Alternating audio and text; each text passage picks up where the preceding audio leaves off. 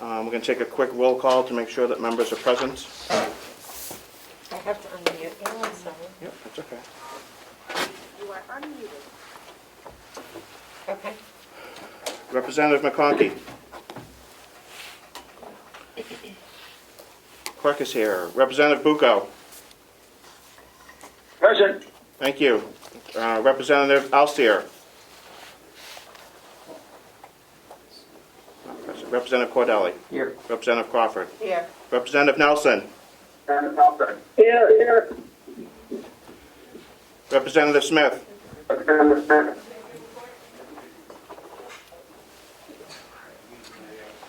Representative Knark. Who? Representative Knark. Yes, here.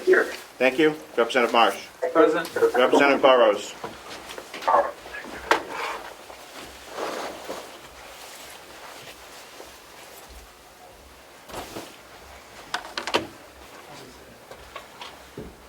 Representative Burrows. Here. Thank you. Representative Umberger. Thank you. Representative McDonald. Representative Woodcock. Here. Thank you. And Representative DeShane. Here. Thank you. We have 2 members absent, 13 members present, so we have a quorum to call our convention to order. Representative Avalani, Yes. Representative Smith has joined us on the Zoom. Thank you. You're welcome. Representative Smith. Nope. I saw his face, he's connecting to the audio. Okay. We'll give him a second.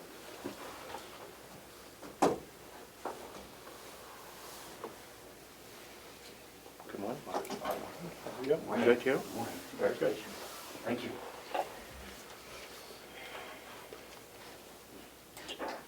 Representative Smith.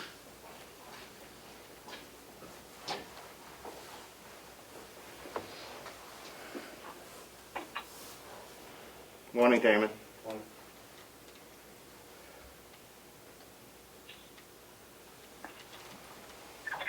All right, we'll just go with 13-2 right now. If Representative Smith joins us, we will make a note.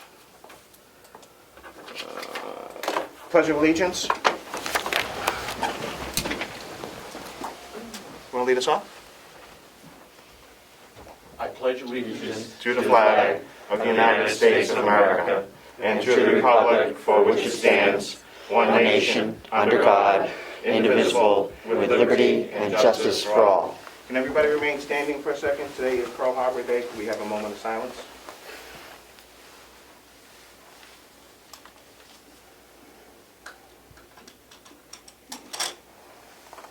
Thank you. Point of order, Mr. Chairman. Sure. Could the host please allow Clearview TV 34 to record this meeting on Zoom? Thank you. Yes. It would be our pleasure, Mr. Miller. Thank you. All right, we have the appointment of officers. The floor is open for nominations for chairman. Representative McConkey. Thank you, Representative Avalani. I would like to appoint Lino Avalani as chairman of the delegation. I'll second the motion. I would just have privilege for a moment. You certainly can, Mr. Thank you. Representative In the McConkey. past, Lino had served as vice chair. He was clerk over the last term. Extremely responsible, extremely caring. I would hope you'll join me in voting for Representative Avalano as chairman. Thank you. Do we have any further nominations? I move nominations be closed. Thank you. Nominations will now be closed. I'm guessing one vote for chairman is in order. Thank you. I will do my best to continue the traditions of the delegation forward. And I would like to thank Representative. Yes? I'm sorry, I came in late. I had trouble with the Zoom app. I'm present, Representative Smith. Thank you, Representative Smith, for being present. Representative Cordelli. Yes, I would like to make a nomination for the position of Vice Chair of the delegation, and that would be Representative Mark McConkey. He is a prior chairman of this delegation. He has been a chair of a major committee for the state of New Hampshire. He has the leadership and experience and certainly can fulfill the duties of the role of vice chair, in my opinion. So it's my pleasure to nominate Representative McConkey. Thank you. Do we have a second for that nomination?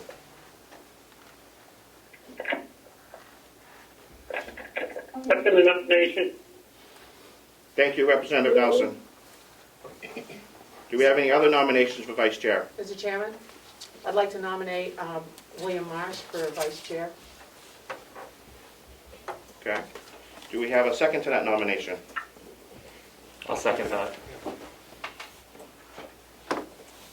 I will second it.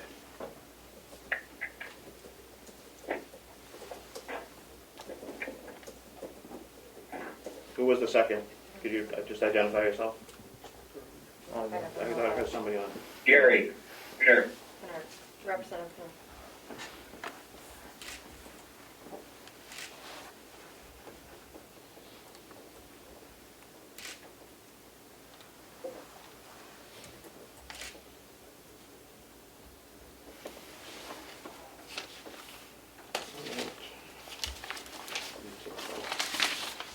Any further nominations from the floor?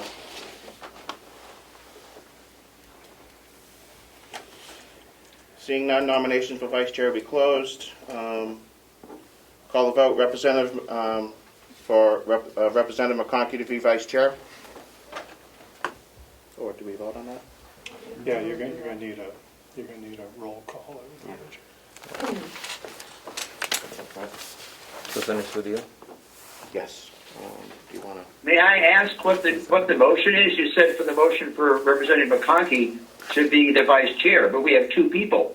Correct. Are we having an election? We're going to call the roll right now, Representative Connect. But how do we vote? Do we say the name we're voting for? Because the motion you said was to appoint Mark McConkey as vice chair. That's not the motion on the floor, correct? The motion on the floor was the first nomination we'll be voting on, and then if necessary, we'll be voting on the second nomination.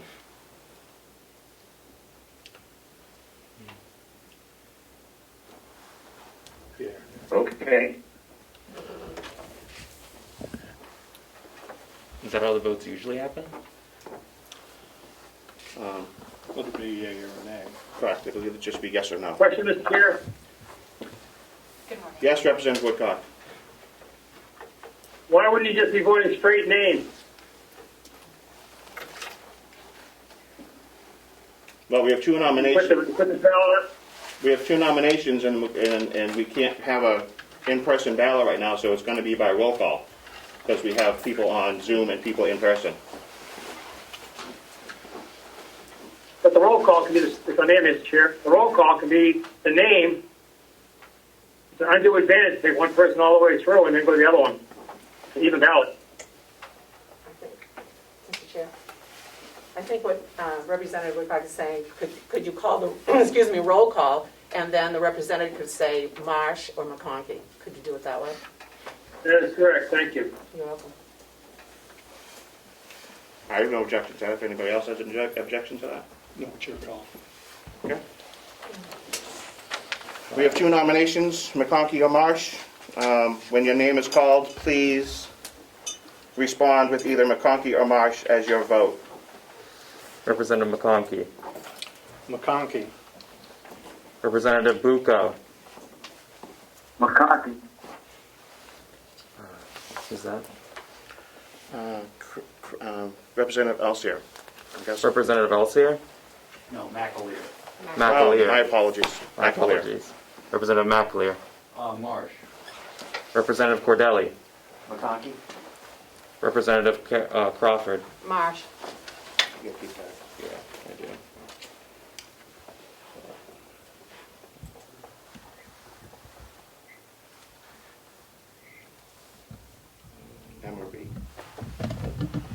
M or B?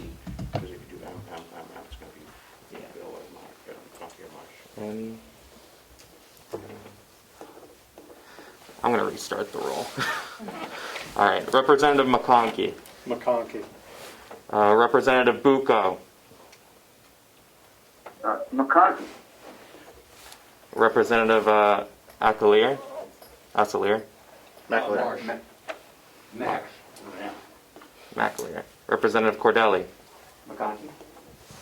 Representative Crawford. Marsh. Representative Nelson. McCarthy. Representative Smith. McCarthy. Representative Knurp. Marsh. Representative Marsh. Marsh. Representative Burrows. Representative Burrows. Marsh. Who replaced Kanzler? Representative Umberger. Representative Umberger.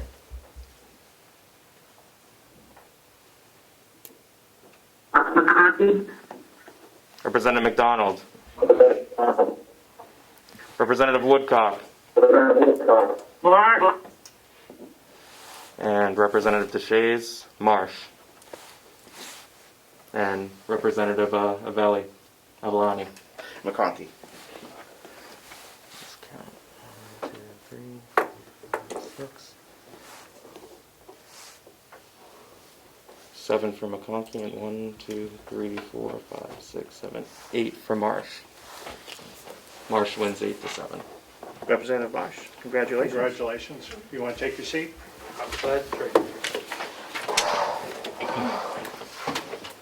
Oh, you need to sign this, by the way. I You don't know guys, what it is. thank you very much.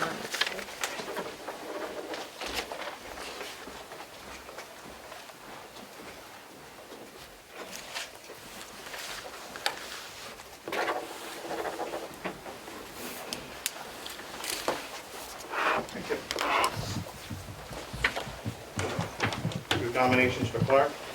Mr. Chairman, Yes, Representative Marsh. I nominate Representative DeShays. I second the nomination. We've lost the video temporarily, so let me Could we get just that. have you identify yourself, who that was for the second?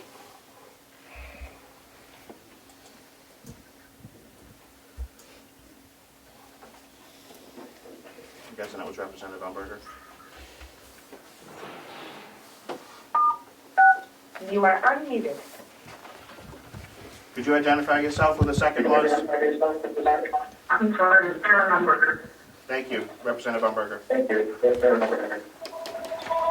Any further nominations from the floor?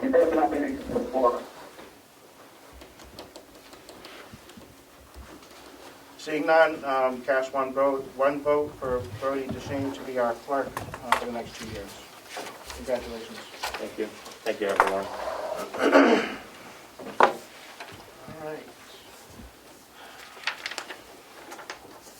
The office is done. We need to appoint an executive committee that deals with transfers.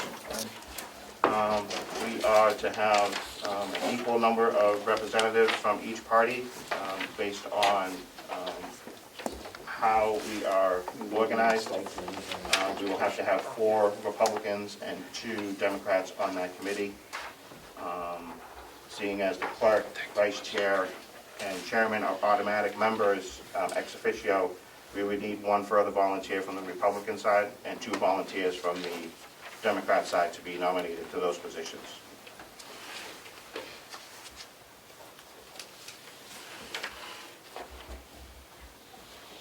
Don't everybody go at once. We need somebody. We need some people. I will volunteer from the Republican side, Carroll Umberger. Thank you, Representative Umberger. You'll be our 4th member. Do we have 2 from the Democrats? Representative Knurp, do you have 2 members that wishes to be part of the executive committee? I would rather not if I can avoid it, but if necessary, I guess I do.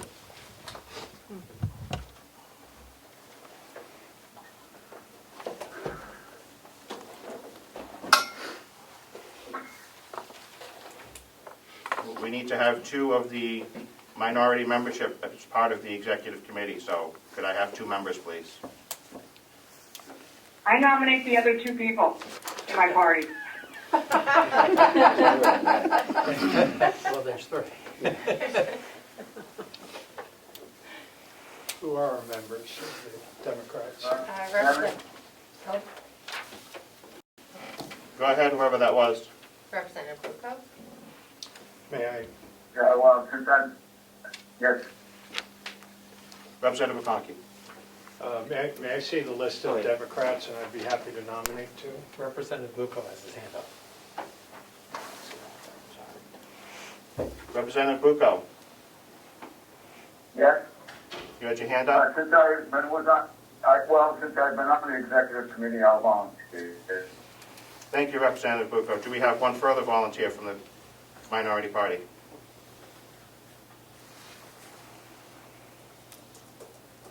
So you already have 2, you need 2 or 3, don't you have Jerry and Tom? I try to decline, Oh, you declined? if possible, but if necessary, I will. May I nominate? Representative McConkey. May I nominate Representative Burrows as the second member on the executive committee? Second. I will never forgive you. Thank you for volunteering, Representative Burrows. You are now appointed to the executive committee. My pleasure. Thank you. Glad we can put that behind us. Now that the executive committee has been formed, when the executive committee meets, they will choose their chairman at their next scheduled meeting. I will schedule that for them. I will now open the public hearings for the county budget.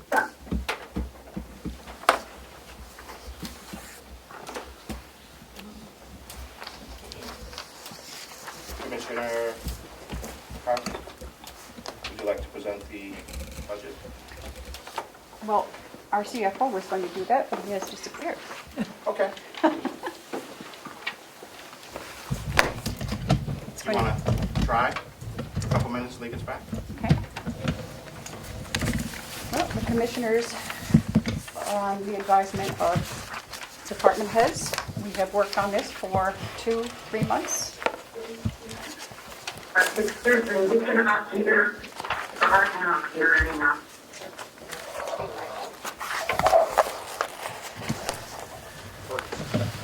there he is. Since you have the updated numbers, but if you have to present the budget. Sure, are we on 2020 or are we looking at 2021, Mr. Chair? 21. Mr. Chair, 21. Okay. And I apologize for being out of the room. Would you like basically a quick overview and...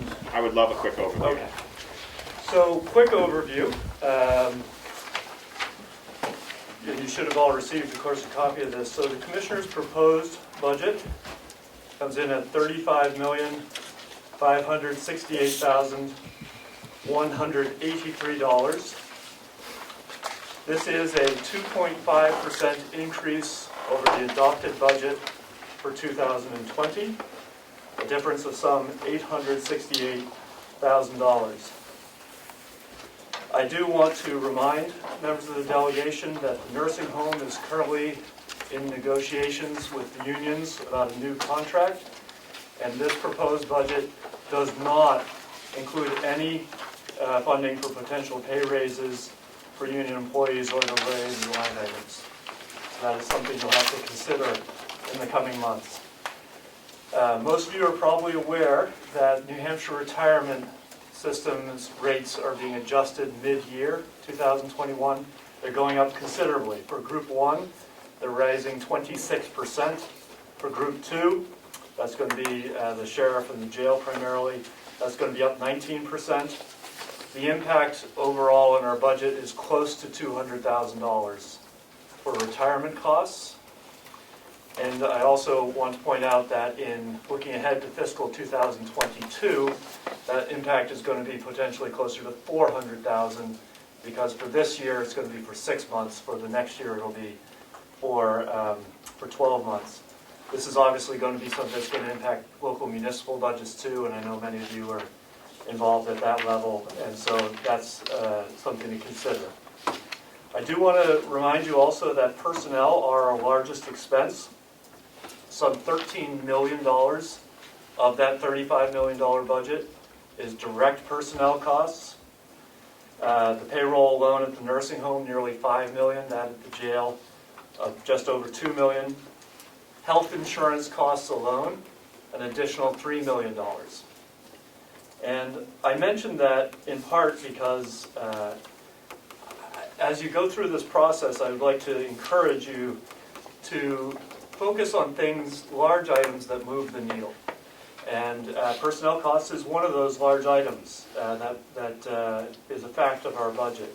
I know sometimes there can be a tendency to put time and energy into focusing on things that are sort of, if I will, the equivalent of the office supplies line. And I would just encourage us all, as we go through this process, to put the appropriate time and attention in rough proportion to budget impact on different line items within the budget.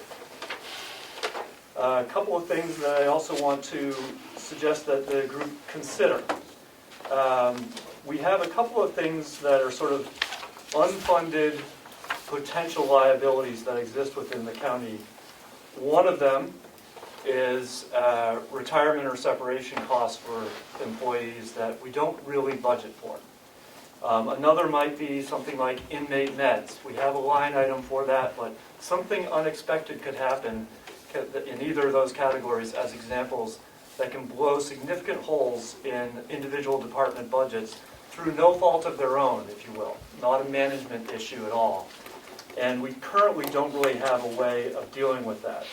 And so I just want to raise it as something for the delegation to consider, having something like a contingency line, perhaps within the delegation's own budget, with the idea that this would go unspent, we hope, but that if there is something unexpected that comes up, we have the mechanism to deal with it. And two last items I want to note. There is at least a possibility that we might be able to effectively refinance our bond with the nursing home, which is now over 10 years. And it is possible, we've got a variable rate on that. It is possible in today's lending environment that we may be able to effectively refinance that and lower our interest payments roughly by something like $50,000 to $100,000 a year. I have to do a lot more research and come back to you perhaps with a proposal, working also with the treasurer on that. But I wanted to raise it as a possibility that I think is worth considering. And finally, on a big picture question, this is obviously my first time through. And I know that later on today you'll be considering an effort to have a continuing resolution for the budget for the next year. And it strikes me as a newcomer that it's a little unusual, I think, to have to enter into the next fiscal year without an adopted budget. And on a big picture change, you could potentially shift the calendar on budgeting so that we complete a budget prior to the beginning of a future fiscal year and avoid the issue of having a continuing resolution requirement. That's just something that I wanted to put out on the table. That, I think, Mr. Chairman, is sort of a quick summary of the budget, and with that, I turn it back to you. Thank you, Mr. Collin. Any questions for CFO Collin? Representative McDonald. Yes, Mr. Chairman. So, where can I find the medical for the health insurance and stuff on this? It would be under the special fees and services, which is 4102. It's on page 2 of the proposal, and you'll see medical insurance line 012. Okay, may I ask one quick question? So when I look at the budgets for each department, the insurance is pulled out of there? Correct. So if one budget looks like it's over $100,000 from last year, it's actually more than that because the insurance hasn't kicked in yet, right? The budget's should be more than that. You're thinking about the personnel lines? Yeah. That's correct. So a decision previously was made to sort of centralize all those insurance costs into one instead of having them broken out by department. Okay. One thing that I will be providing to the delegation when you start getting into the details is a personnel schedule for each department that lists all the employees by position and, you know, what the impact is for Medicare, Social Security, retirement costs, so that you'll have that detail on how those personnel costs were arrived at. Thank you. Representative Marsh. Yes, thank you, and thank you, CFO, Fergus, for coming to speak to us today. In light of your comments of looking at items that move the needle, when I review this budget, I see that there were actually no adjustments made between the department estimates and the commissioner's estimates on the revenue budget, and I note that the budgeted amount for Mountain View Nursing Home revenue is less than the third quarter revenue for Mountain View Nursing Home. If I were to annualize the third quarter actual for Mountain View Nursing Home revenue budget, I would come up with a figure that's approximately slightly over $3 million over the figure that was budgeted. So in light of trying to look at things which will actually move the needle for our taxpayers, I would like to ask you to review that line item. And Representative Marsh, are you looking at 2020? 2021 versus 9/30/2020 third quarter actuals. I'll probably have to do a little looking to give you an informed response. I will point out, especially with the nursing home, the impact of gopher money, federal COVID money, certainly is going to skew some of those numbers for fiscal 2020. I can't tell you in more specificity right now what that impact is on these numbers that you're looking at, but please keep that in mind. Representative McConkey. Thank you, Mr. Chairman. Collis, a slightly easier question for you. Nice to have you on board. Could you tell me what our current number of employees is in the entire complex? It's slightly over 300. I believe it's about 315. Keep in mind at the nursing home there are a lot of less than full-time positions. So I'd have to come back to you with a sort of full-time equivalent number, but approximately 315. Thank you. At your convenience, if you could get me the number of full-time and part-time, excluding supervisors. Thank you. Yep.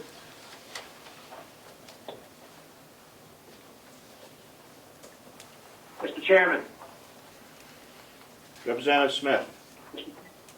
Yes, I have a question for Mr. Cullen.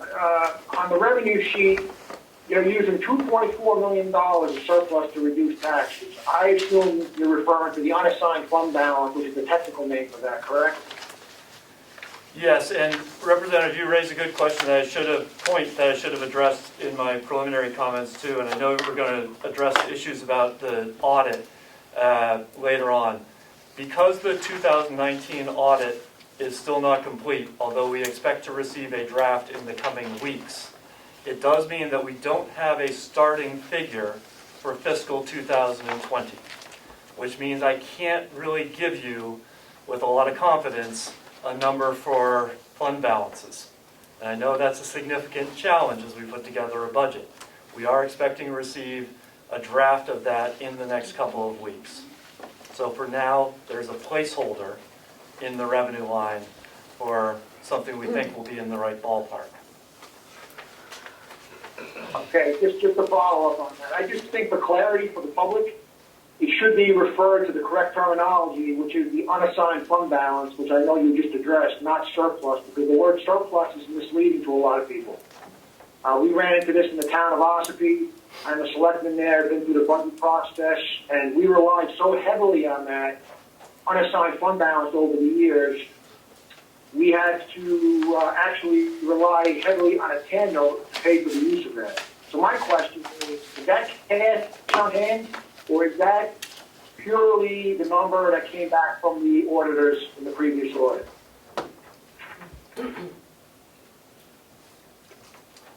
I note that Treasurer Costello has his hand up. Treasurer Costello, you want to answer that question? Thank you very much, Mr. Chairman. The unassigned fund balance is an issue that's been ongoing for us for some time, and we will be getting towards providing a balance sheet for the delegation and the commissioners going forward. The problem we have at the moment is nobody has the exact number of what the unassigned fund balance is. We can only give you what we feel the approximate is at this point. And I'm not comfortable with an approximate. I want to know what that number is, the same as everybody else. So having said all of that, I believe our unassigned fund balance is approximately around maybe 4 million or a bit higher. However, I can't document it at this point. And so once the audit is done, we will have that unassigned fund balance to move forward with. I do believe there is sufficient in that unassigned fund balance to use those funds to reduce the taxes as has been presented. I don't know if that answers the question or not, but this is the method that we're headed to. Yes, it does, but I have a follow-up to that. Go ahead. Does the county have a fund balance policy in place to determine how and when it shall be used?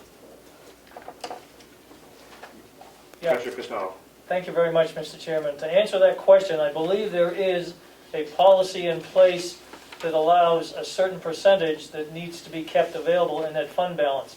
However, I'm not so sure that it's just the county. It may be a recommendation from the state too, from DRA. Thank you. Anything else, Representative Smith? I just want to make a statement. I believe using the fund balance in the manner that's being used by the county is foolhardy. It masks the expenses and growth in the government without actually paying for it. I just think we need to get away from that policy going forward. Thank you. That's it. Thank you. Thank you, Representative Smith. Representative Cordelli, you had your hand up? Yes, Mr. Chairman, thank you. Just in relation to the unassigned fund balance and policies and so forth, we had a discussion about this last year. As I recall, there was no county policy. I brought forward documentation of correspondence from the Department of Revenue Administration about their thoughts on the subject, and some other documentation. I think that is an ongoing issue, and I expect we will have a similar discussion this year within the delegation. Thank you.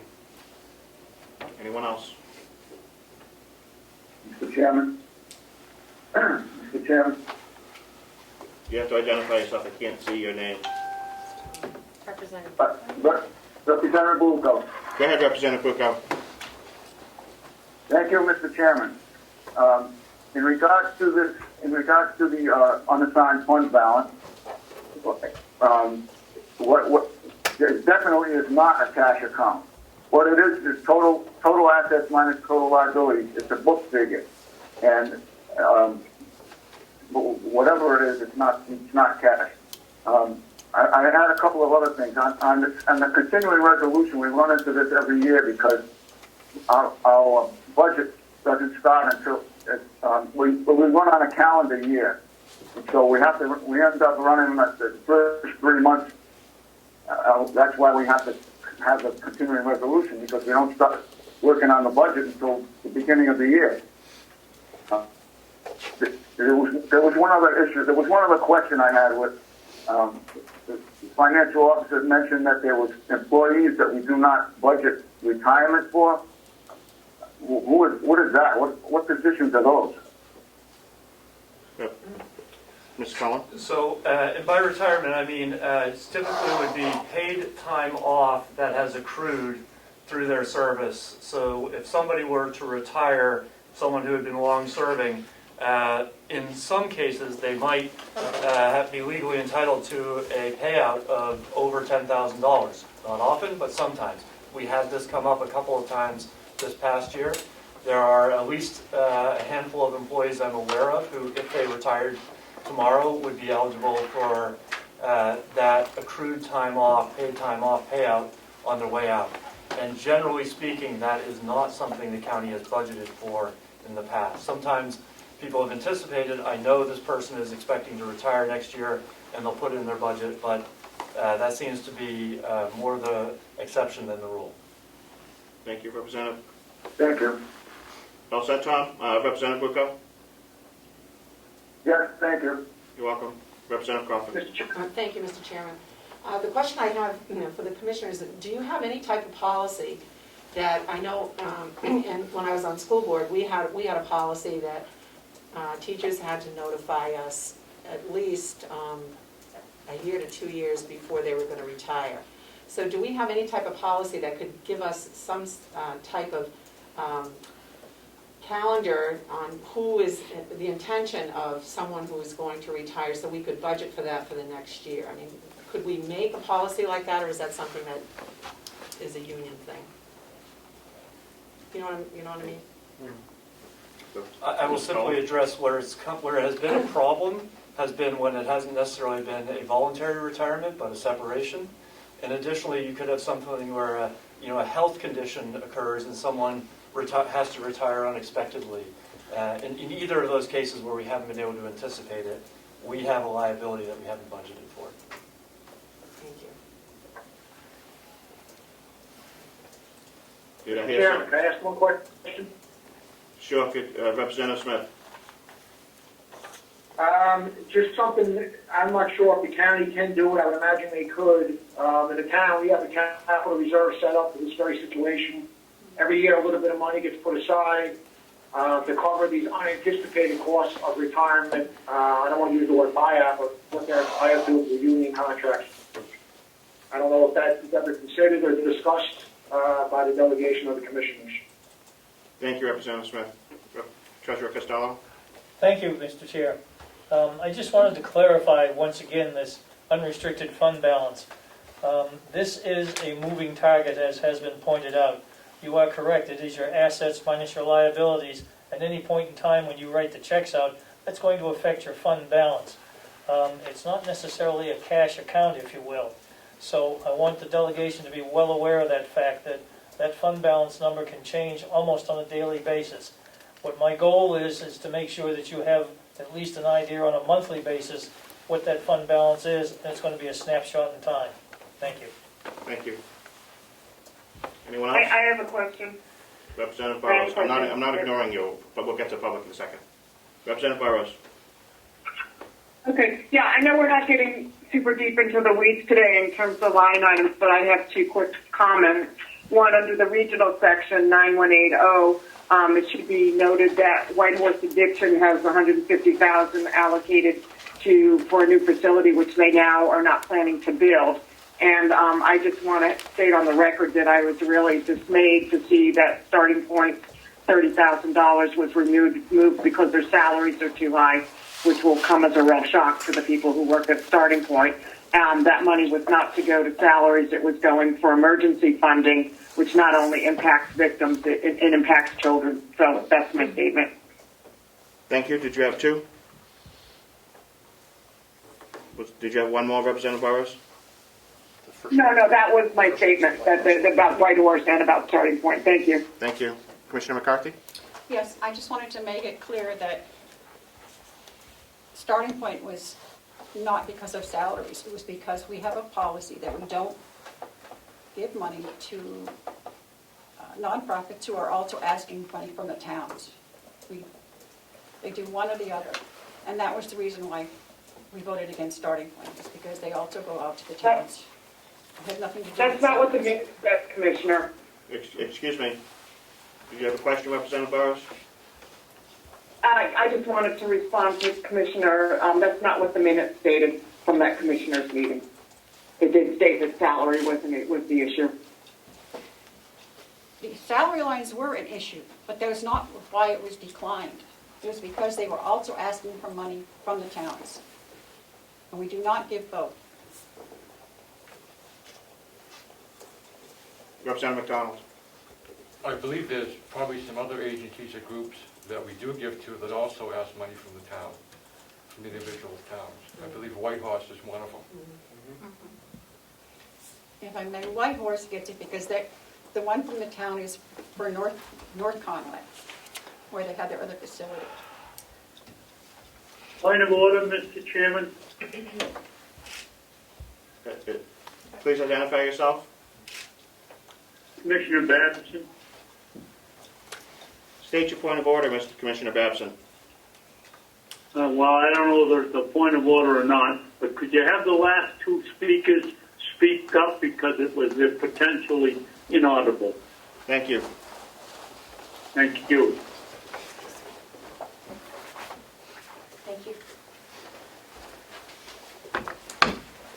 We're making that adjustment now. And please, if I might, make sure to use your outside voices because you're wearing a mask. Thank you.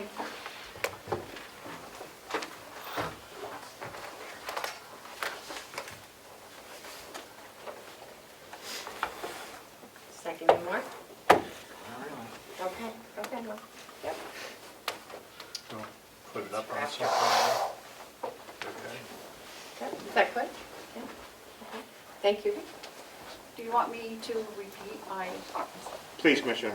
okay, and Commissioner Batson, and I'm sure that, that you will back me up on this, is that the reason the starting point was declined was because they also get revenue from the towns. And it's been the county policy that we do not give money to a nonprofit who is also getting it from individual townships. It's not fair for the taxpayer to have to pay in their town and in their county.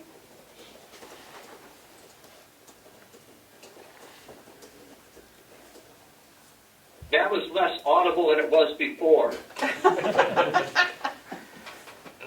We're working on that, representatives.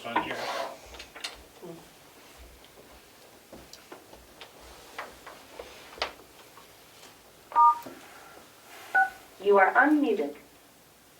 So Zoom went down for a second. Yeah, if I might. Sure. To everyone on the Zoom, just to let you know that probably a holdover from the snowstorms we had over the weekend, the Zoom connection keeps going in and out, and when that happens, it mutes the microphone temporarily. So I am watching the screen. If you're having trouble, just type something in the chat if you're having trouble hearing, or raise your hand and I can help you. Is that okay? Thank you. If I may, Commissioner, I believe the Commissioner had indicated that the last two speakers. Could you identify yourself? Clarissa Sanchez from Starting Point. We'll get to the public comment in a second. I understand that, but he had also requested, or she had also requested the other commissioner to speak. Correct, because we're they hadn't going to heard. get back to him. Okay, great, thank you. You're welcome. Can you test to make sure the people on Zoom can hear? I'm getting a lot of waves of hands. Yeah. Can everyone hear us at home? I'm guessing that's a no. Can we come up on the table here? Yeah, that's not the issue. It's not the The issue. issue is, it'll come back up. Representative Knapp, can you hear me?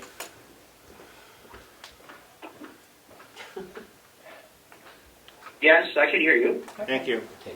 Representative Bucco? Yes, I can hear you. Thank you. Thank you. You're welcome. Commissioner It's Babson? rather faint, though. It's not as good as it was in the beginning for your voice, Lino. Okay, I'll speak louder. Yes. Yep. Mr. Chairman, can I make a suggestion? I think somebody's mic might be open, just getting feedback. We'll check on that, Representative Bucco. Commissioner Babson? Thank you, that's much better. Yep. Commissioner Babson, Commissioner McCarthy had a question for you. Commissioner Babson, it was, Yes. yes, the reason that Starting Point, no, Starting Point was declined because we, as Board of Commissioners, have a policy that we do not finance groups that get money from the county and individual towns. You're absolutely correct. We did not fund them because they go to the towns. I don't know how we missed it when the minutes came along, but if that's what they said, as Representative Barrow said. But we declined them because they go to the towns. Double dip. Thank you, Commissioner Babson. You're not going to ask the question? Of course. But, Representative I have a follow-up. Duchesne. 1 second, Representative Barrows. Representative Duchesne. I have a question for the commissioner. So could you explain again the difference between White Horse and the other groups? Because I think, was it you, Representative Marsh, who brought up that White Horse also gets money from municipalities? It wasn't me, but I'm aware that that is the case. Okay. I believe it was the commissioners last year when they came to us for extra money. It was just to set up the North Conway facility that they have. And the money from the county stays mainly here in this area of the county. Could I ask another follow-up? So will that money be eventually phased out in the budget, or is it just because there's money that goes up north and money that goes down south? No, I don't believe so. We gave them the 150 this year. I mean, that's what it's been across the board in the last 2 years. Good. Yeah. Representative Cordella. Thank you, Mr. Chair. I'm just concerned that we're maybe starting to get a little bit into the We weeds are. at this point, and that, maybe the public should have the opportunity, since it's a public hearing. Sure. Representative Bowers, did you have a last follow-up question? Yeah, just last follow-up. My question is, it's my understanding that RCP and VNA Hospice also receive town funds, so I guess I'm questioning what the differential is here. Thank you. RSVP does not get money from the towns. That's why they get money from the county. And the visiting nurse, I'm not sure. To be honest with you, I'd have to look back on our records. But I am on the board of RSVP, and they do not get town help. They do not go to the town. Thank you. Any further questions? Mr. Chairman? Representative Woodcock. Chairman? Thank you, Mr. Chairman. Just a quick question, if I may. Is your process going to be for the remainder of the budget presentation to go into individual questions that Representative Cordelli mentioned, or are you going to have a plan to do more, a different style? We'll be doing a little different style than we have in the past, and we'll get to that.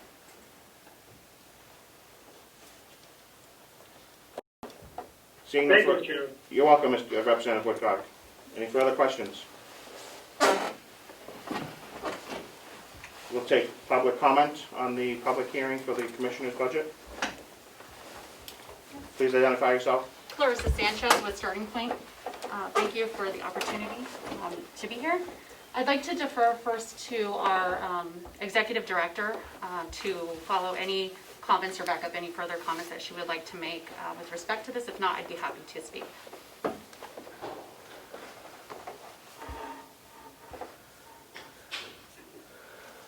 Hi, this is Deb Weinstein. I'm very dismayed at this decision. It's confusing and, quite honestly, difficult for us to consume. We do apply for town funding, as does VNA, as does Whitehorse. We haven't applied in many, many years for these funds because we thought that there would be maybe an issue in duplication. However, this year there is no duplication. We are asking for $25,000 to directly serve our clients because of the increase in COVID. And I want to give you some numbers around that. So in the first quarter of this year, so that's July, August, and September, we had 3,854 bed nights that we paid for, whether shelter, emergency housing. These are people, victims, and their children who are in imminent danger. That's compared to 1,068 last year. We have tripled. The cost of the delivery of those services alone to ensure people safe in lethal situations has tripled in our agency. We desperately need funds to help these people. This is not a duplication of services. It is specifically addressed towards this need. In addition, we were asking for $5,000 towards a budget that we have other sources for, but are not town sources. They're private sources, so that we can paint our Grace House, our shelter. Again, not a duplication of town services. We are, just to give you a little idea of what we do, we're 365, 7 days a week, 24 hours a day. We are staffed. We have at least 2 staff members on call at any one point. We answer phones and we respond physically in person 24/7, 365. That means Thanksgiving or Christmas, we can get a crisis call. We often do. One of our advocates is going out to help them, to secure their housing, to make sure that they're safe, to give emergency restraining orders, to making a last call. So all of these are definitely, I'm sorry, my phone, I apologize. These are all needs that We cannot handle alone, and we need help. The towns do not support that increase at all. In fact, we usually get a decrease in funding from the towns based on what we ask for, basically level funded. So level funding would not help this situation. And just to let you know that our staff salaries are all, 85%, are covered by federal and state grants. So these federal and state grants support 85% of our salaries. Our salaries, I know that maybe this wasn't an issue, but the fact is that our salaries compared to sister agencies across the state are one of the lowest, not the highest, but the lowest for people who are paid. Our advocates are well-trained staff that not only they come with a bachelor's degree or experience, but once they enter our doors, they have to go through a training that's about a year long before they're actually out on their own. So we're paying for the expertise of our staff. And our staff need to maintain their present state of living, which is very difficult at this point, even with the salaries that they do earn. The benefits that we've added are supportive, like health insurance, an employee assistance plan, all needed. Our staff deals with crisis and trauma 24/7 some days, and some days is just atrocious. And so we need to support them so that they remain with us to do the great job that they're doing with victims. Without this funding, we are going to be very short. And I do not know when the next 3,000 people come in next quarter what we're going to do without this money. Thank you. Thank you. Thank you, Chairman.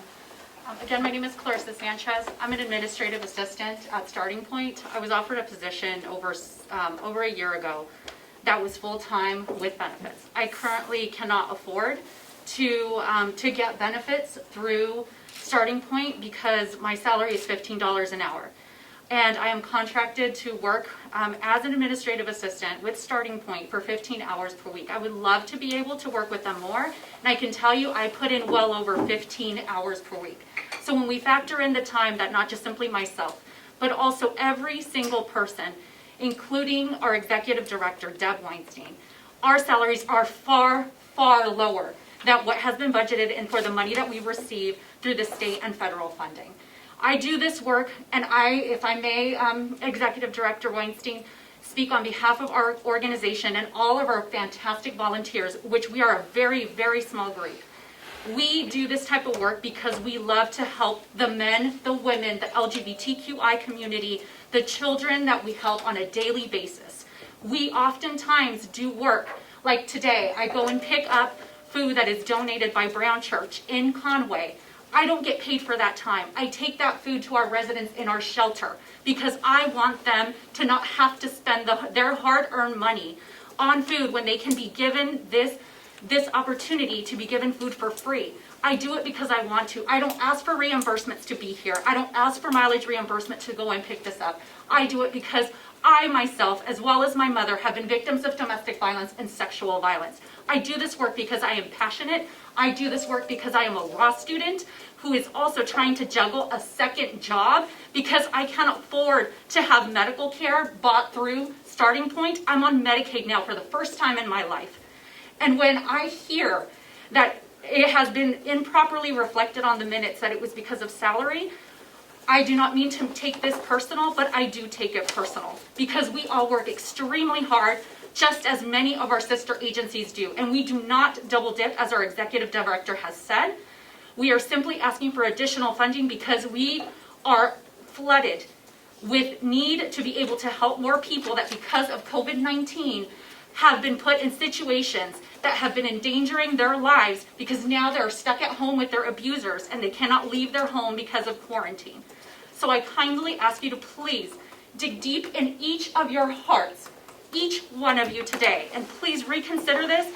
And I would like for the to be on the record as to why it is that Whitehorse and the other nonprofits have received funds from both the county as well as from the cities and towns, because I would like that clear distinction to please be made, because I want to make sure that there is a level of transparency and equity amongst everyone who is requesting money from you. And thank you very much for your time. I appreciate it. Thank you. Any further public comments? Thanks, Lena. James. This is Damon Stewart with the Comeau Daily Sun. Got a couple questions. One question. Can you speak up, Damon? Oh, yeah, sorry. One question I had is at the November Commissioners meeting where they talked about starting point and salaries, there was a comment about salaries being like $500,000, and the question that I had was, how many employees does starting point have? And then on another note, I wanted to know when the nonprofits roughly would know when they'll get their money from the delegation or not. No, usually it's all decided in April, but I was wondering if these things could be approved anytime before that. And then thirdly, I was wondering about the old nursing home and if that's going to be discussed today.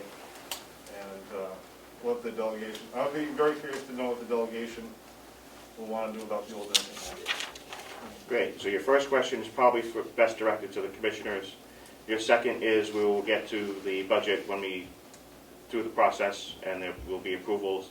And your third question is we're probably not going to be discussing the old nursing home today. Okay, I mean, what I'm talking about is budget-wise. I mean, that would be something, like if you want to do something with that building, you might want to budget for it, or not, depending on what you Thank you. want to do it. Any further questions from the public? You have a follow-up? Yes, sir. Thank you, Chairman. I would like to have my answer to my question, please, with respect to what the differences are with White Horse, Starting Point, and any other commission that has received both state or commission funds, county funds, as well as local, town, and city funds, please. Thank you, John. Given that this is public comment, we're only taking public comments. Okay. Your questions, I'm pretty sure, has been heard by the commissioners and will probably be addressed. And if I may, how can that be addressed? I am new to this process here in the state, so if you could please inform me, I would be greatly appreciative. The commissioners would make the request of the delegation of what to fund for outside agencies, and we will take their requests when we go through the budget process. However, how is public comment inserted into this process to be considered?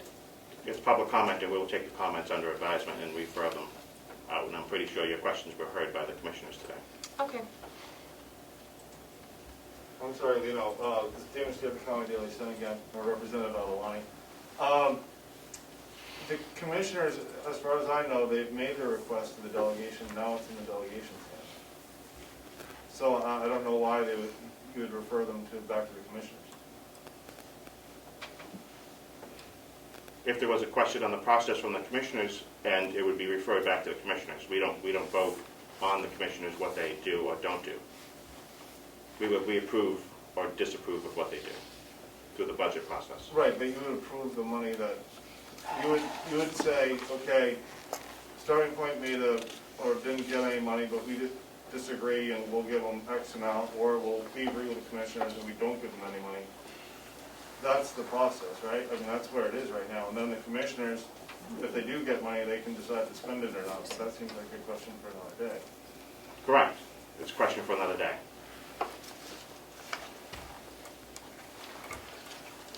Commissioner Costello. Mr. Chairman? Treasurer Costello. Yes. Commissioner Flashes. Thank you, Mr. Chairman. I'll step down as treasurer and make a public comment as Joe Costello, a taxpayer for the town of Conway to the county.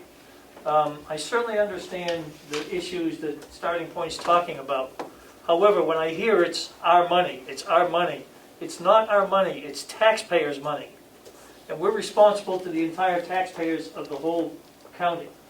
And so that doesn't mean that it's a negative towards that organization. What it means is we only have a certain amount of dollars to work with. And we get many more requests than we have money for. We have supported the organization previously. It's just that this year I don't think we have the availability to support them continually. And I just want Starting Point to be aware of that. It's nothing aimed directly at the organization. It's a funding issue that we have to contend with because it is taxpayer money. Thank you. Mr. Chairman? Commissioner-elect Flash, please. Yeah, I was wondering whether given that Starting Point is having an issue or increased need for funding because of COVID-19, I was wondering whether they were able to get any CARES Act money. Were they eligible, or did they apply, or were they able to get any? May I answer that? Thank you. So the CARES Act money we did get, it's gone. It went directly to client services in the past 6 months because of COVID. That money expires on December 31st. We do not expect right now to be allocated any more direct money for client needs. Just to talk a little bit about our state and federal funds, I didn't mean to sound that we're not accountable. We are certainly accountable. We are accountable to the city, to the towns, to the commissioners. We're accountable to the federal, the state, the Department of Justice, the coalition. We are very accountable. We have numbers and details of our services. Of course, we can't divulge names. And we do this on a day-to-day basis, so I didn't mean to make it sound like that. If I do, I totally apologize. What I am saying is we haven't applied for these funds, to my knowledge, in several years. I'm new here. This is my second year. But I do know that we considered this when we looked at the emergency as a way to help us support that. We're applying for private funds. We're out there. We're trying to get funds for direct services for clients, not for salaries. Just to make a note that our federal and state funds cover 85% of our salaries. The 15% that's not covered is raised by private donations, and it's to support the infrastructure. Not to have parties and lunches, but to support my fundraising salary. So when I go out to raise funds for clients, that has to be supported by a private donation. I don't know if that makes sense, but I am not allowed to pay or do any fundraising using federal and state dollars. All of our salaries, other than that, are direct services. The direct services is supported by federal and state. We are not asking for any support in that. All we're asking is to serve an emergent need in Carroll County because of the COVID virus. Thank you. Thank you. Could I ask you a question? Public comment, not public. I'm not with that question. You can ask. What's the question? I was just wondering, to Deb, what other organizations or government institutions have you asked for funding from, or have you reached out to our congressman or senator regarding procuring funding in the next round of federal stimulus? So a couple of avenues. One is we work with a coalition, and we are a sub-grantee of the coalition in many of the state and federal funds, or it's given to us directly. Our coalition, all of our sister agencies work together to make that one big push for people who are victims of domestic violence and sexual assault in the entire state. So yes, we are applying for state and federal funds. We do it all the time. It's a constant process. In addition, I write grants. Sometimes I write grants for $1,000. Sometimes I just submitted a grant for $1,000, and it took work, but we need that $1,000 to provide these direct services. So that is, and we are always on the lookout. We are trying to do fundraisers. Unfortunately, as you all may know, our last May's fundraiser, which would fund this year, was canceled due to COVID. And this year, it looks like we will not be able to have it scheduled until September, which is another fiscal year. So that's 2 years of approximately $60,000 that we have lost. That's hard to make up, really hard to make up. We can't have a gathering, and we can't do certain things. So we are doing as many possible virtual and events and fundraisers that we possibly can. Thank you. I hope that answers your question. Thank you. It does. Last one, Clarissa. Yes, thank you. Now, to echo Deb's comment, also, I don't know how many may have some experience, and I would love to find out, because it sounds like, from the little bit of research that I've done, everybody here has a great past, and on a different level, I would love to be able to meet you all. However, I don't know how many of you have a past in grant writing, but that process is very long. From preparation to actually finding out if you get the funds or not, that money is very long. So the process takes a very, very long time. So the funds that we are requesting are for the needs that we need to fulfill as of January 1st, 2021. So that's why we're requesting this money. Also, I do not want to make a comparison and say, and ask to pin one organization over the other. That is not why we're requesting this money, and I want to make that extremely abundantly clear. However, I do have some questions that I would like to be considered. Why is it that there was a 26% increase in, and if the CFO could perhaps enlighten us, with retirement for the police? And I understand that there was some talk with respect to paying out accrued sick leave or accrued vacation time. But why is there an increase of 26% there? Also, perhaps, and if I may offer a suggestion to perhaps alleviate that, in reporting how much money each of the police and sheriffs are, or whomever falls under that increase in 26% category for retirement, to report on a biannually or annually basis as to how much time they have accrued to be able to move forward and budget for that moving forward. Also, I do want to again thank you for your time, and I feel like I am a broken record here, but forgive me for sounding as such, but this is something that, and I'd like to address the treasurer's comment. You can make comments, you can't address people. Thank you for the clarification. Please forgive me. But with respect, I would like to make a comment following up that that I understand. I am a taxpayer in the county of in the town of Albany. So yes, I understand this is not my money or your money. This is taxpayers' money. But I would kindly request that each of you please give this some thought and try to understand the hurt that some of these people, women, men, children, teenagers, are suffering and are in dire need of assistance, especially now during COVID. They too are taxpayers, whether it's local, whether it's state, whether it's federal, they too are taxpayers. So this is their money. And this is money that they too should be receiving benefits from. So when we speak of this being a county's money and or the people's money and this money needing to be protected in their best interest or what have you, yes, this is something that needs to be considered extremely heavily, because every single time that the sheriff or that the police goes out on a call when a woman gets beat up and is on the floor bloodied by her, seeing her children on top of her. This neat, clean, please. We don't need graphic. I'm not being graphic. I'm just simply depicting what it is, because it is a reality that I think many people do not understand that happens day in and day out, that has often been ignored. So when this happens, this takes away resources from being able to have the police go out on a shoplifting issue, on some other issue. And if we give more attention to this matter, and if it's understood that these things happen day in and day out, instead of being ignored or thinking that it doesn't happen in this county and in this state, those resources could be opened up so that more men and women who are in our police force, who are government employees, are receiving the retirement benefits that they are entitled to just as much as everyone else. So again, thank you, but I kindly please can ask you,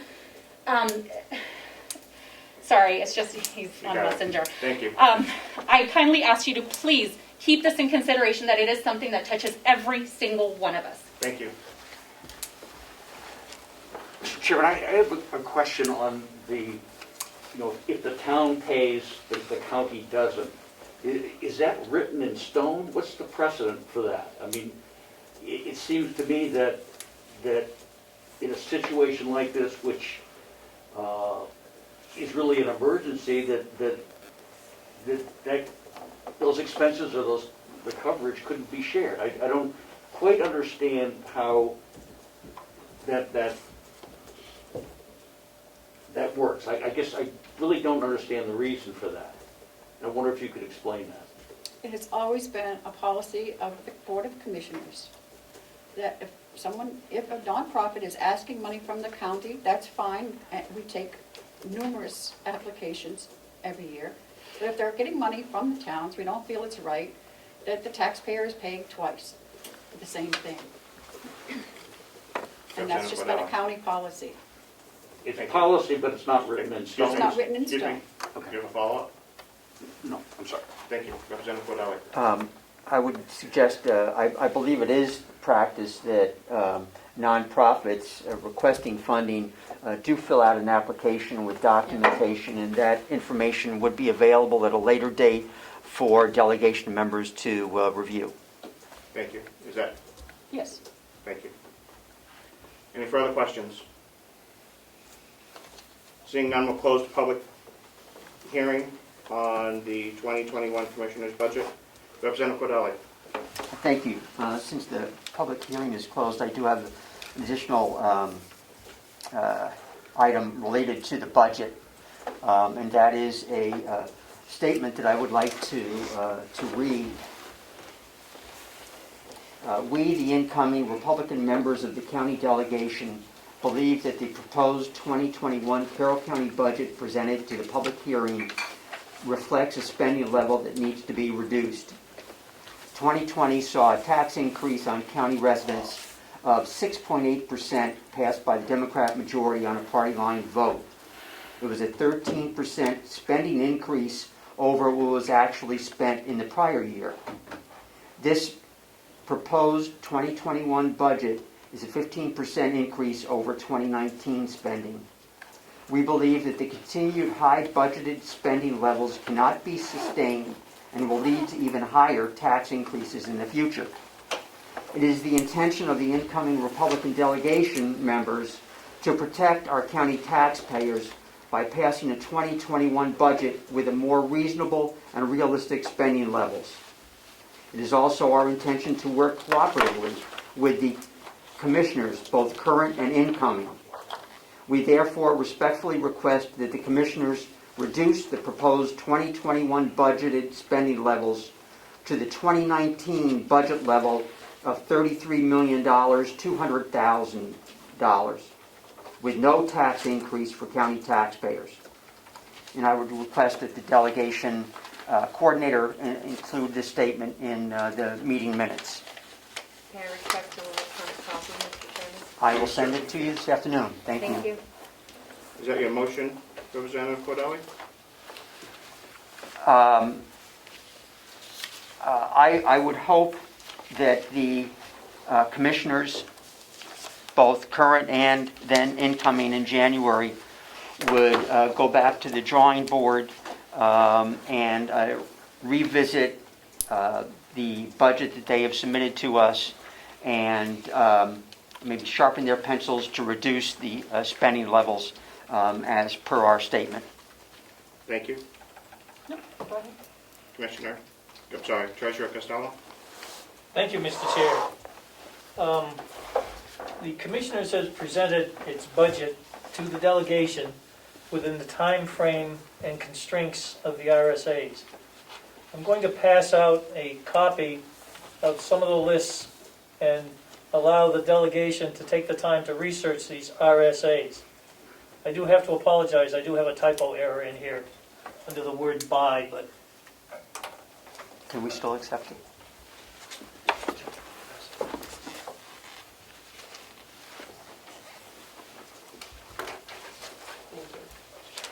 I apologize to the constituents that are on the web here, because I can't give them a copy of it just now. However, I do believe our administrative assistant can copy it and perhaps get it out to them.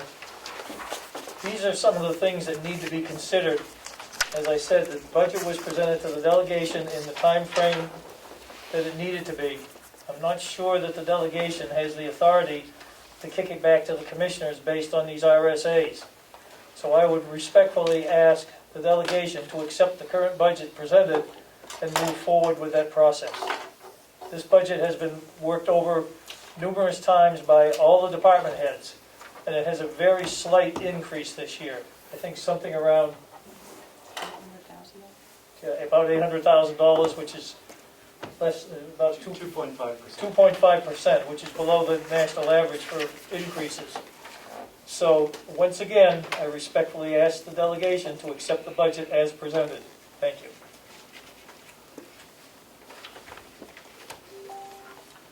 Thank you. Mr. Chairman. 1 second, Representative Woodcock. Thank you. Thank you for your comments, Treasurer Costello. Thank you, sir. However, the will of the delegation we've heard from the members, and we will be looking for the commissioners to tighten up the budget quite a bit to 2019 numbers. However,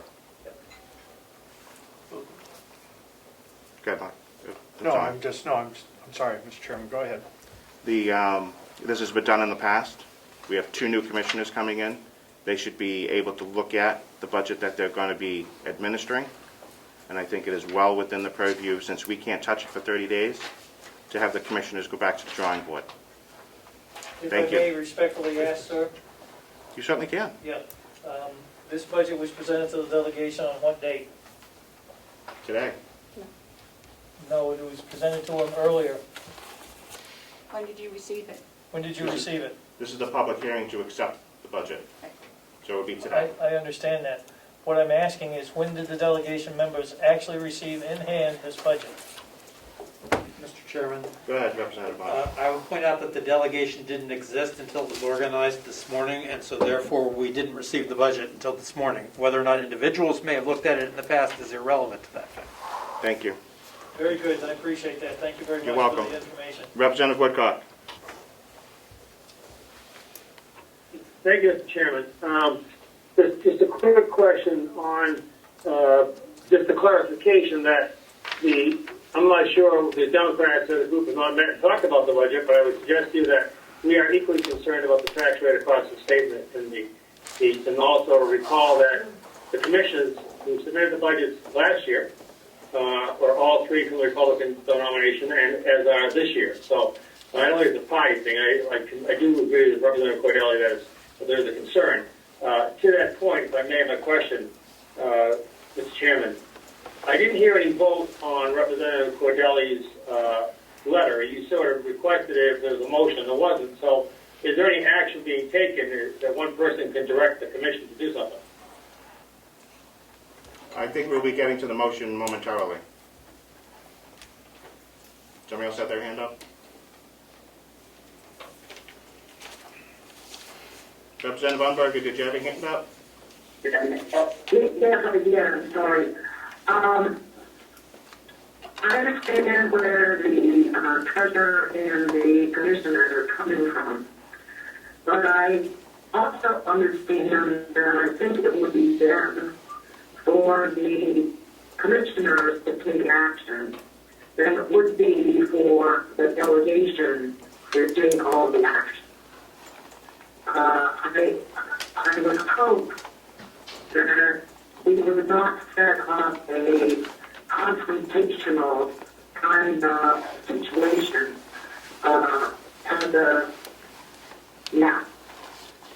there needs to be a cooperative effort between the delegation and the commissioners. And I know that it's always hard after you work months on trying to put a budget together for a group to say we need to go back and relook at it. But I feel very honestly that it would be helpful to the commissioners if they would be willing to go back and look at it as a group.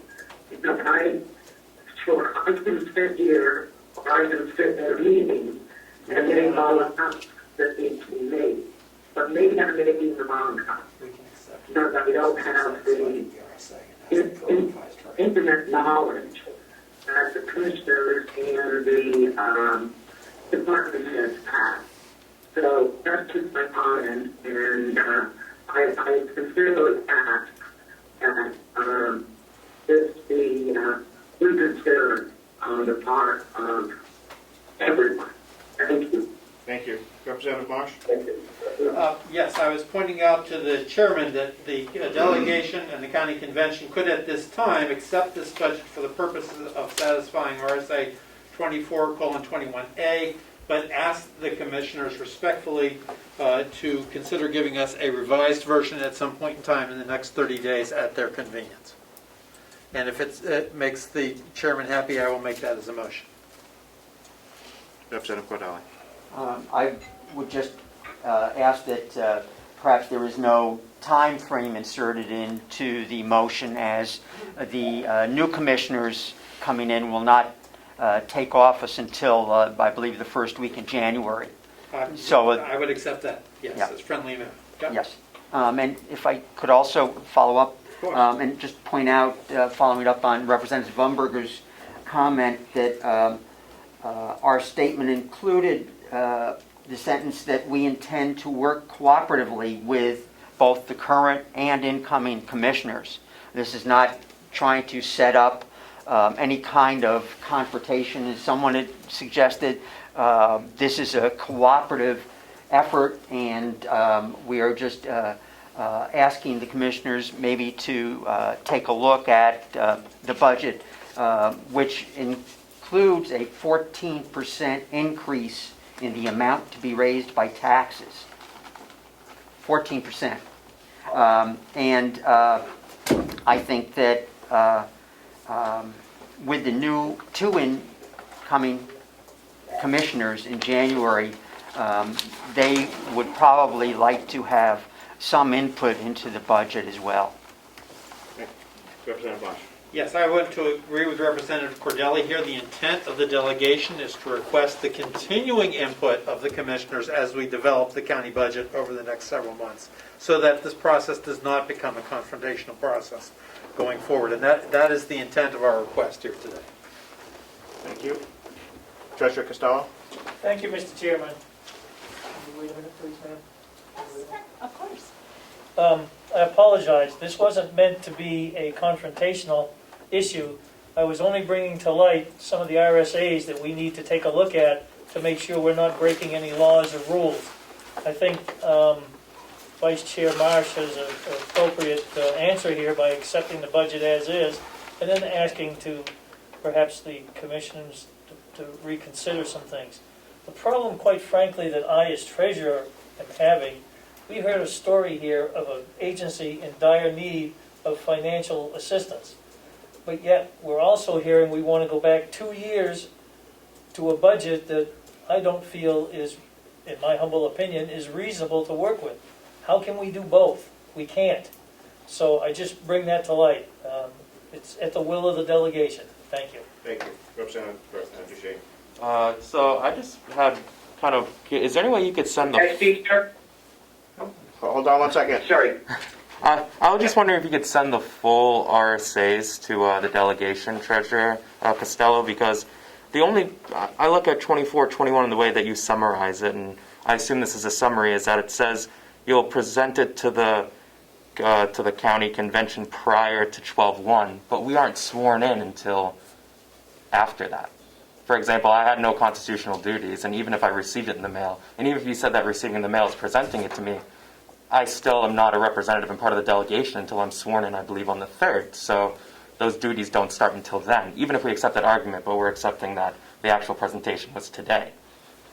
If I may respond to that? Go ahead. Thank you, Mr. Chairman. I understand that issue, and obviously that is an issue. However, there was a delegation in place prior to the date. It may not have included the new members. I did not understand or don't understand anywhere where it says this budget cannot be presented until the new members are sworn in. Nowhere do I see that. So that is presented to the existing delegation. Could I follow up? Quickly. Thank you for clarifying. So I think that makes perfect sense. Who else? Representative Cordelli.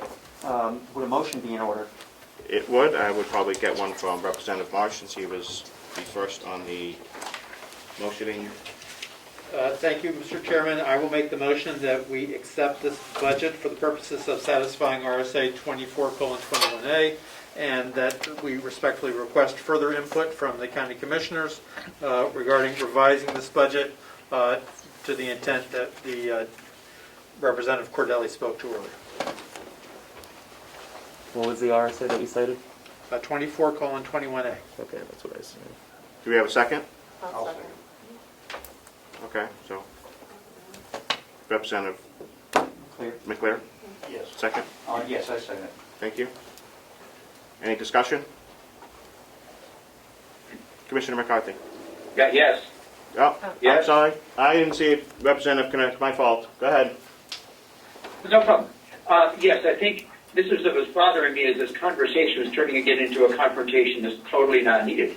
Our usual process is to take the budget they give us and we sit down in the subcommittee with the department head and the commissioners and we talk about it. I think it is a good idea to perhaps say, we'd love it if you would look it over.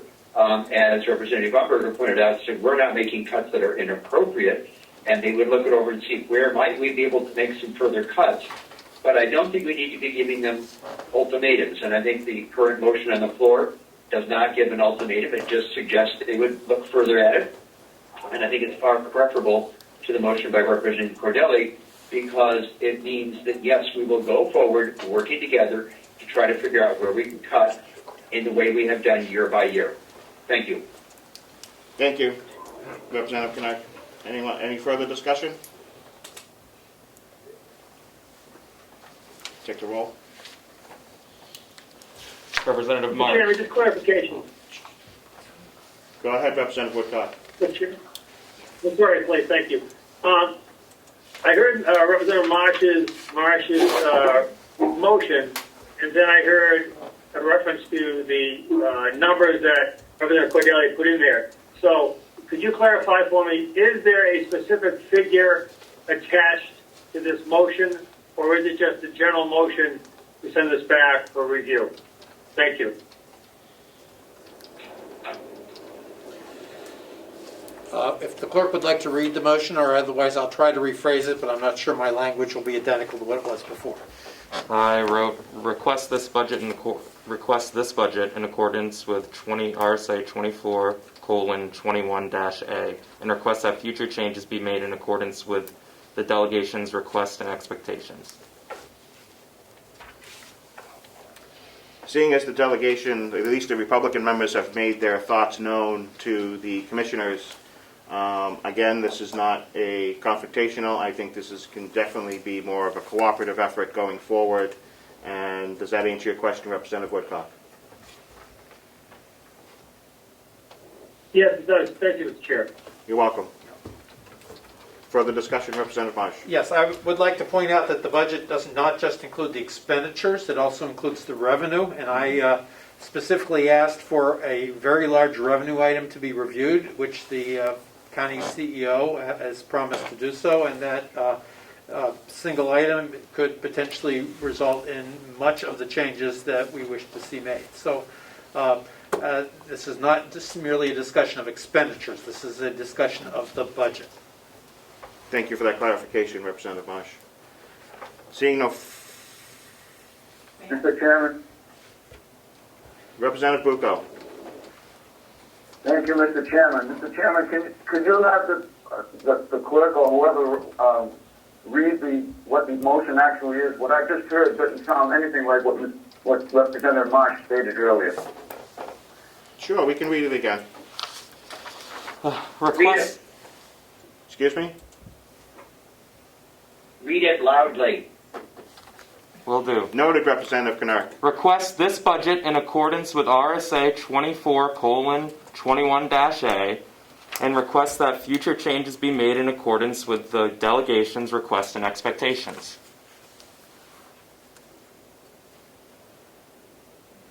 Does that answer that good enough, Representative Bucco? It does, thank you. Thank you. Just a clarification, Mr. Chairman. Representative Woodcock. Thank you. Going back to the last part of the motion, the delegation's request and clarification, that doesn't say anything to me. It doesn't tell me what that is. Is that reflecting on what Republican delegation did in Representative Cordelli's letter to go back to 2019? Is that specifically what it is, or is it just an innuendo to reduce? Let me rephrase my motion. You need to go back to taking the second Please. off the table and then rephrase your motion. I have to unmute the microphone, please wait.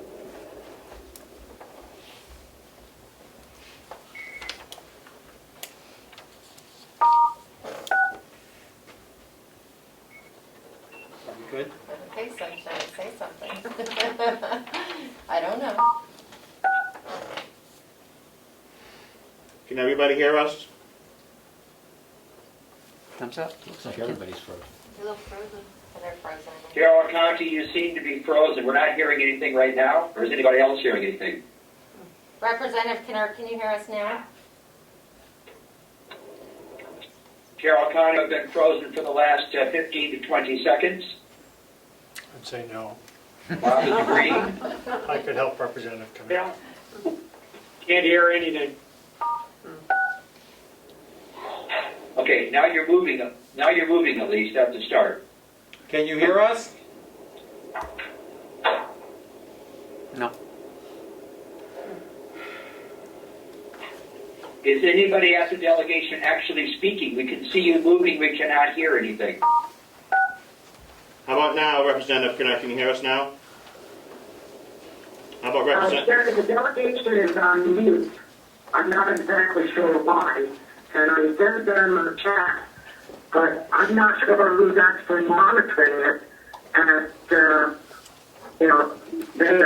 to see if we can get it fixed. Thank you. Yes, you're correct. They are on mute. Carroll County, you're on mute.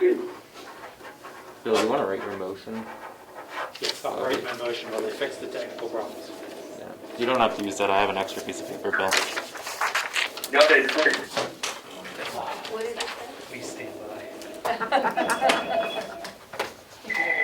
Test pad. Okay.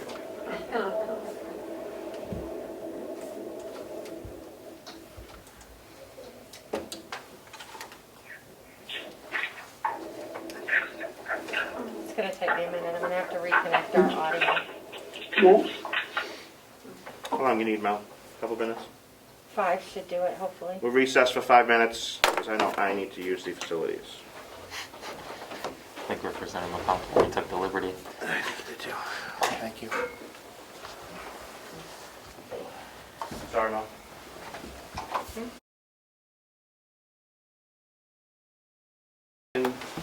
Session.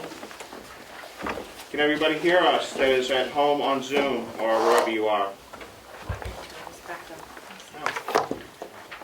Turning down. I think I did put writing in writing. Or did you have that in writing? Yep, and I have it. Chairman, I can hear you loud and clear. I just have no video. Thank you, Representative Smith. Anybody else? Representative Bucco, can you hear us? Let me read it in the best. I have it written down anyway, so you can hold it if you'd like. Representative Bucco? Yes, I can hear you. Thank you. Representative Knark? Yes, I can hear you. Thank you. Representative Knark?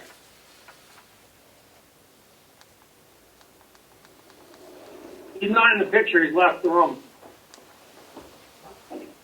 Okay. And thank you, Representative Woodcock. I can see you, hear me. Representative Umberger, you look like you're frozen.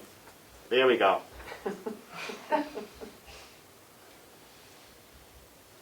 So if I might, when I restarted the audio,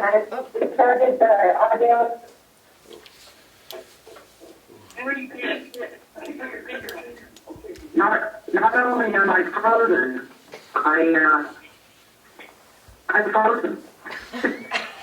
Thank you, Representative Umberger. Mr. Chair, if I might, if I could remind people to mute themselves when they're not speaking. And also, when we reconnected the audio, I was unable to sync the audio and video. So I apologize if you can no longer see those of us in the delegation room. Representative Knirk's back. You can ask him if he's there. Representative Knark, are you present? Yes, I am, sir. Thank you. You know, and that's Representative Smith, because I see him too. Representative Smith, are you present as well? Yes, I am. Thank you. Who else? I can't make that. I want to bring my glasses. Woodcock? Yeah, I already talked to him. Burrows, did we talk to Burrows? Representative Burrows, are you present? Yes, I am. Thank you. All right, we can continue on with our meeting. Representative Marsh would like to change his motion, so could we have the second remove their second? Thank you. And I will remove my original motion. Thank you. I believe we... You recognize for a new motion, Representative Marsh? Thank you. And this is in writing so that the clerk will have it accurately. The motion is we accept the 2021 budget for the purposes of satisfying RSA 24:21A and respectfully request further input from both the current and incoming commissioners. with the intent of reducing the impact on the county taxpayers. Do we have a second motion? Thank you, Representative McAleer.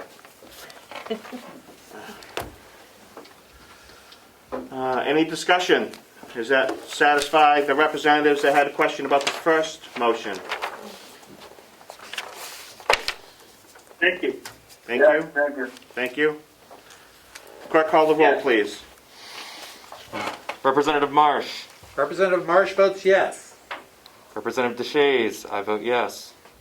Representative Bucco. Yes. Representative Cordelli. Yes. Representative Crawford. Yes. Representative Nelson.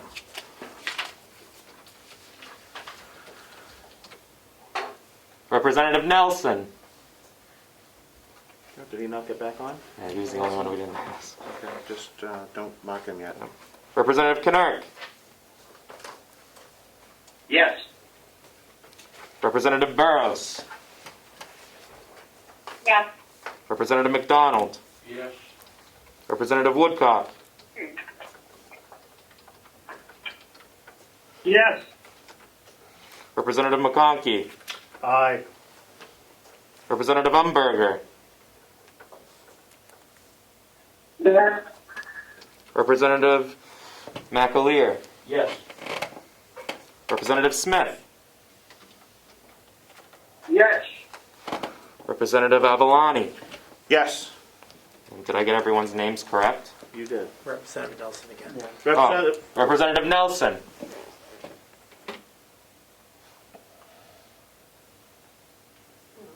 Don't see him. Representative Nelson, are you there? somebody want to give him a call? I'm sure he wants to vote on this. I have his phone number. I can call him right now. Yeah. Unfortunately, he might not know he's not there. He might be muted too. Yeah. People make that mistake. So there he is. Oh, Oh, there he is. Representative Nelson. You do this thing.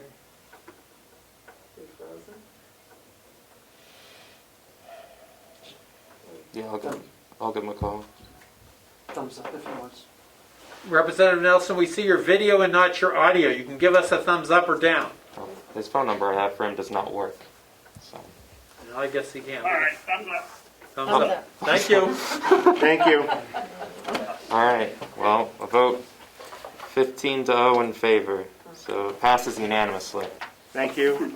Seeing as the delegation has unanimously accepted the budget per the RSA requirements, that the work continue at the county commissioner level to work towards a more reasonable budget for the county taxpayers. Representative Marsh.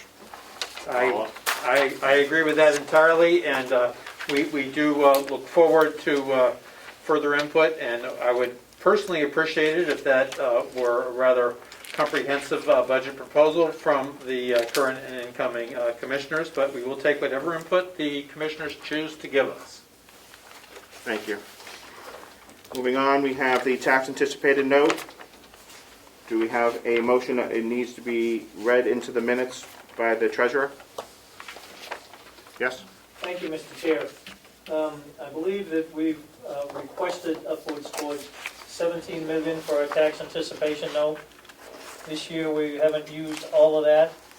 The thing that I would like to point out, the interest rate that we got this past year was 1.09% on our tax note. I do not believe we're going to see that favorable a rate this coming year. The amount that was budgeted for taxes interest was somewhere around $80,000, if I remember correctly. And so far, if my calculations are reasonable, I think we're closer to around $35,000. So while that's a number that can be reduced and presented in the, call it the updated budget if you'd like, I don't want to reduce it an awful lot because I do think we're going to see a higher rate this year. Thank you. Is there a particular motion that needs to be read into the minutes to satisfy the bank? Yes, we would like to have the delegation approve us to apply for a $17 million tax anticipation note. Could we get that in writing so it's added to the minutes? Yes, I'll see to it that the secretary has it in writing. Representative Cordelli. Just wondering, I think in the past we've said up to. Up to, yes. I'm sorry, I apologize, up to. Representative Marsh. Mr. Chairman, I'll officially make that as a motion. Thank you. Could we look back in the minutes and see what the motion was for last year in December, just to make sure we have the wording correct for the bank? Thank you. Thank you. If I may, sir, they will require a copy of the signed minutes. We certainly will. We need a second for that, correct? I just want to make sure. Confirm it first. Oh, We we just gotta want to make make the sure the wording motion's correct. correct. Bear with me. I don't have my iPad open yet. I broke the screen on my tablet. I got a new one coming on Friday. I'll put it in. I have my laptop with me. Shipped directly from China. That's the only thing that bugs me. Bugs me a lot.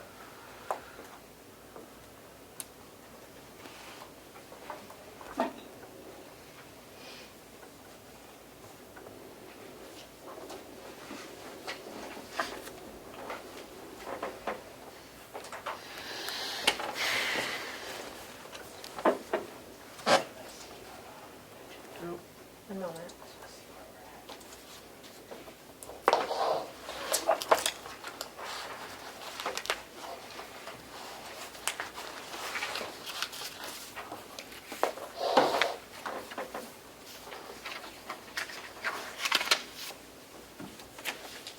Mr. Chair, I have the vote from the January 27, 2020 delegation meeting. Thank you. And it reads, to authorize the county treasurer to borrow up to $17 million in anticipation of taxes in 2020. Thank you. That will be Representative Marsh's motion. Do we have a second? A second. Just changing it to 2021, of course. Yes, Representative Crawford is the second. Thank you. Any discussion? Representative Marsh. Yes, I wanted to ask the treasurer a question. In the past, we have, rather than issuing a note, which would be for the full amount, we've had a line of credit, which costs the county less money. Is that your intention going forward? If I may respond, Certainly yes, can. sir, Vice Chair. Marsh, we always do it under a line of credit, so we only pay interest on what we actually use during the time we use it. The only stipulation the bank has is that once we've borrowed it and we pay it back, if that's the case, we cannot borrow it again in the same year. Thank you. Any further discussion? Call the roll. Representative Marsh. Votes yes. Representative DeShays, yes. Representative Bucco. Yes. Representative Cordelli. Yes. Representative Crawford. Yes. Representative Nelson. Yes. Representative Knurk. Yes. Representative Burrows. Yes. Representative McDonald. Yes. Representative Woodcock. Yes. Representative McConkey. Aye. Representative Umberger. Yes. Representative McAleer. Yes. Representative Smith. Yes. Representative Avalani. Yes. Passes unanimously. Thank you. Moving on, the subcommittee appointments, I'm going to hold on to those till our next meeting in January. And my thought is, watching the county through the last 6 years, go to subcommittee, multiple meetings of the subcommittees, coming to the delegation, having a very long delegation meetings, and having the same questions that come up during subcommittee come up on the main floor. It's my intention to kind of streamline the process, have maybe 2 or 3 subcommittees to handle the larger share of the budgeting items that are part of the budget, and to work the delegation as a whole to have, like our committee work in Concord, where we'd be presented with the bill, and then we would have an executive committee. I would think that the smaller agencies that would come in would present us to, 1 week, present their budget. We would ask questions, make changes at the next meeting. So it would be basically a work session of the whole delegation through this process, with maybe 2, maybe 3 subcommittees. I'd like to hear everybody's input on that. It would show that we are also cognitive of working together to make sure that we're also lowering our costs, overall costs to the county. We had to transfer some money in because we had a lot of meetings over the last year, and I want to show that we're doing our part to make sure that we are reducing our overall costs to the county. Representative Cordelli. I would support that concept that you outlined. I guess one question I would have is the 2 or 3 subcommittees for the larger departments, if they also could meet on Zoom, and that would be, those meetings would be scheduled, however, through the coordinator and through the county Zoom process. Would that be correct? I would think that we would follow the process that we've had in the past, and I think that the county would be more than willing to have us use their Zoom for our subcommittee meetings, if that's okay. I don't see a problem. Thank you. My thought is, one is to have one for the nursing home, as that is a large portion of our budget, and one for the jail, which is another large portion of our budget. And then we would take the rest as issues arose, and I will send out those subcommittees before our next meeting. Any discussion on that? Good idea. Thank you. Continuing resolution. Does the treasurer have a continuing resolution for us to read into the minutes?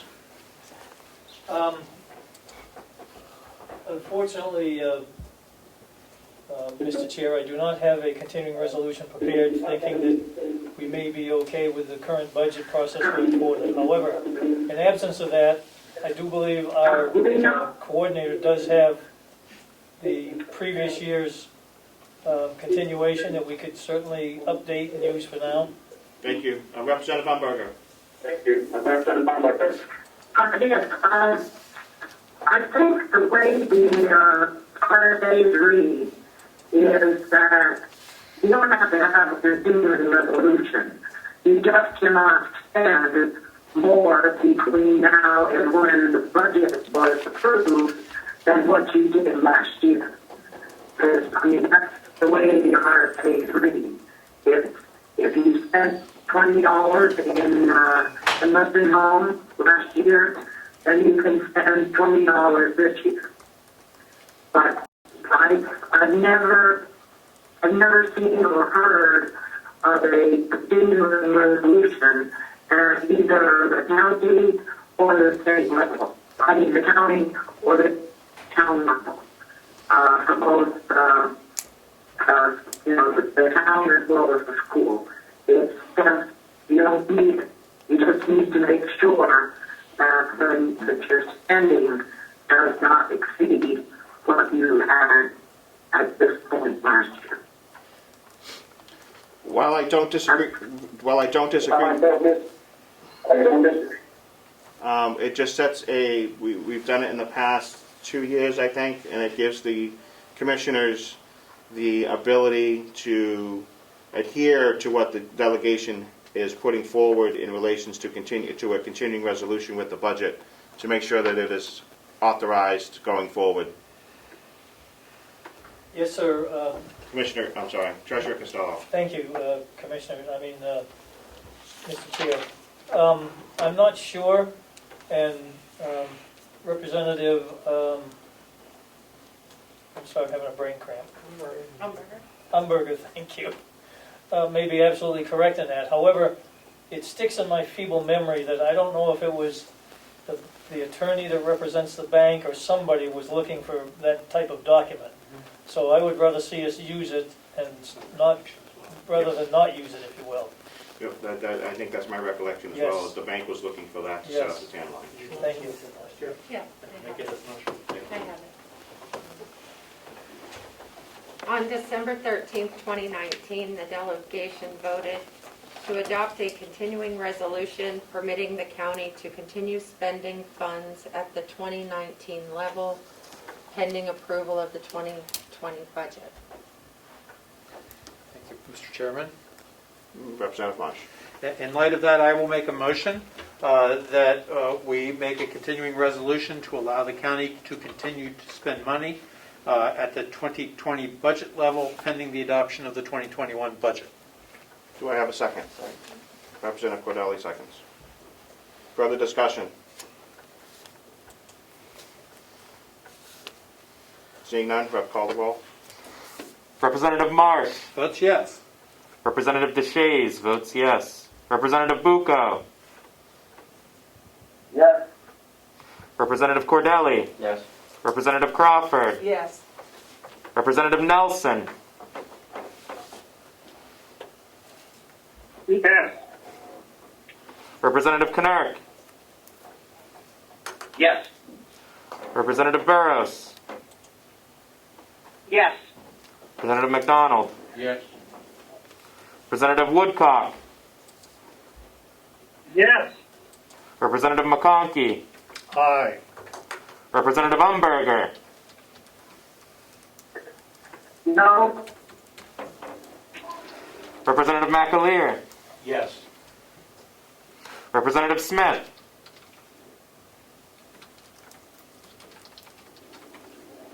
Representative Smith. Did we lose him? Yes. Yes. Sorry, I was muted. Yes. Representative Avalani. Yes. And a vote 14-1, the motion passes. Thank you. Our favorite topic, the 2019 audit update, Representative Cordelli. I have several questions related to the audit.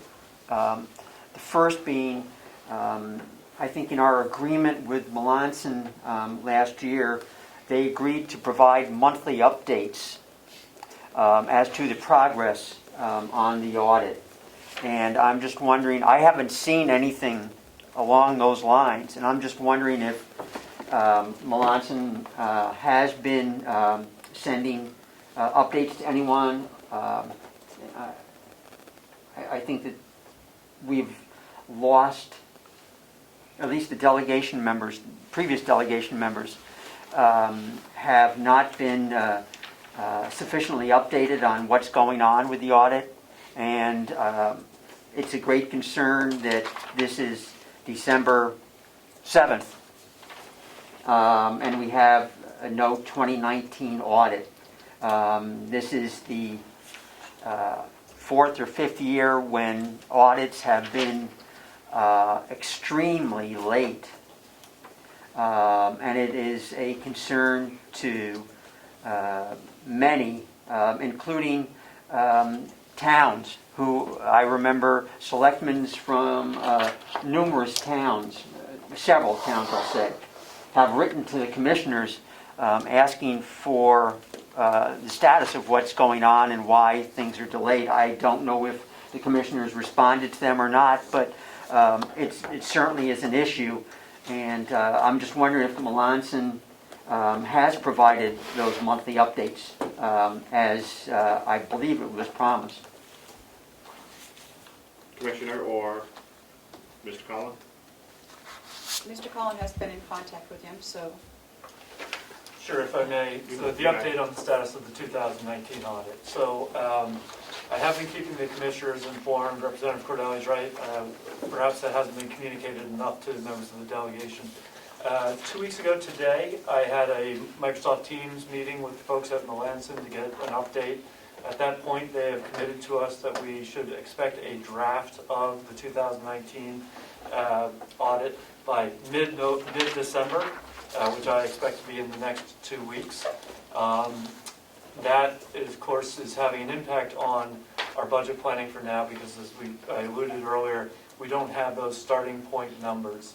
I do feel like they are now giving it the appropriate attention and time it deserves. Obviously, this is way later than any of us had been expecting or needed.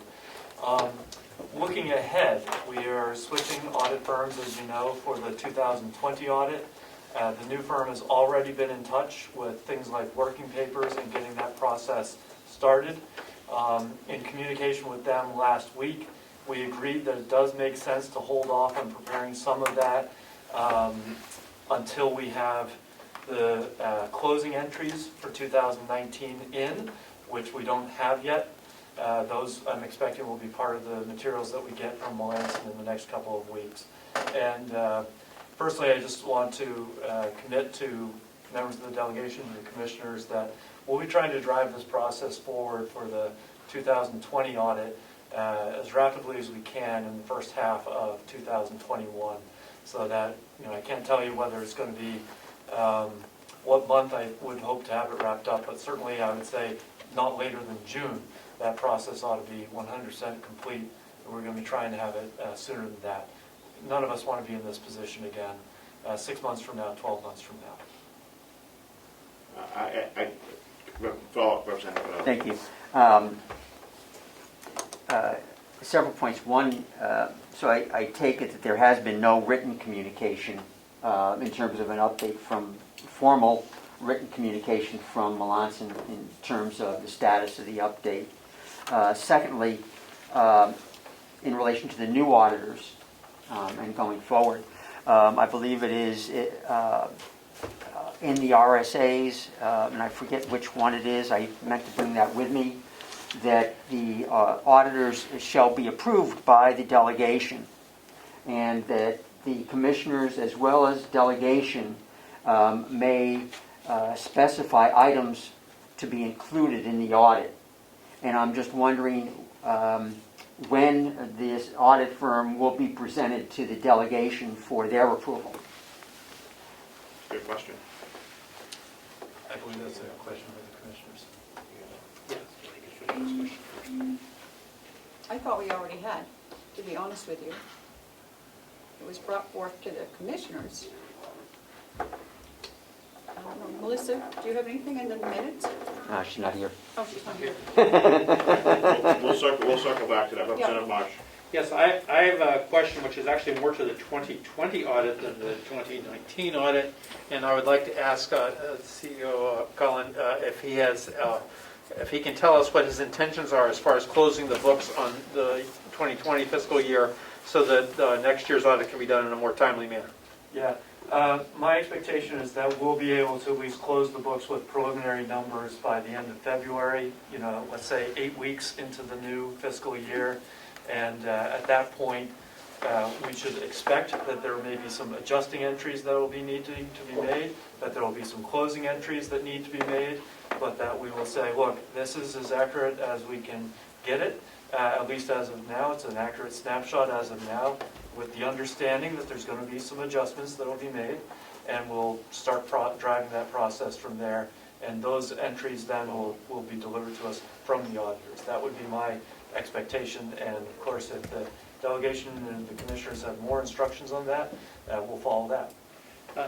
Thank you, Mr. Chairman. I would like to say that from my perspective that is entirely satisfactory, and it is consistent with what I've seen in other organizations that I have been engaged in, and I think that would be a vast improvement over what we've been accustomed to in the last several years. So I thank you for that.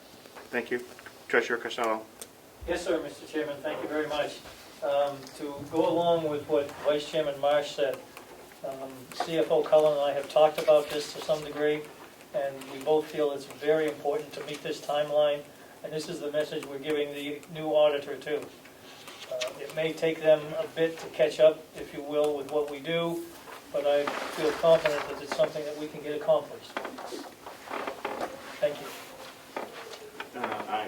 Any other questions for the audit update? I have one. Are you getting sufficient support from the commissioners and staff to make sure that this next auditing firm presents it in a timely fashion? I have no reason to think that we won't, and it's clearly a priority, so I'll be responsible for driving that process. Thank you.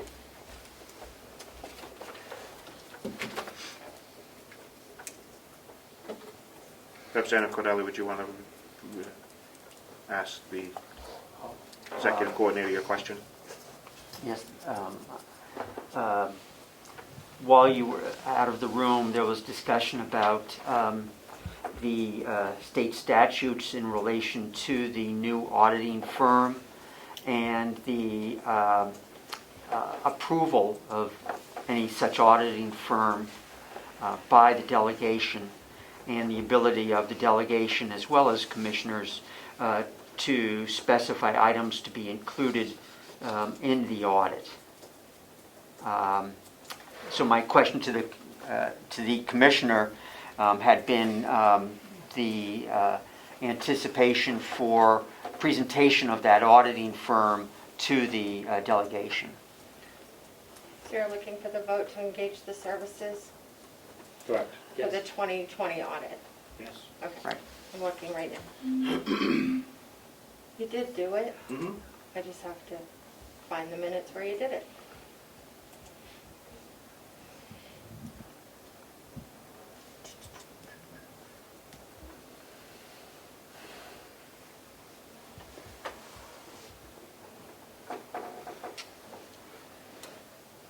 Just bear with me.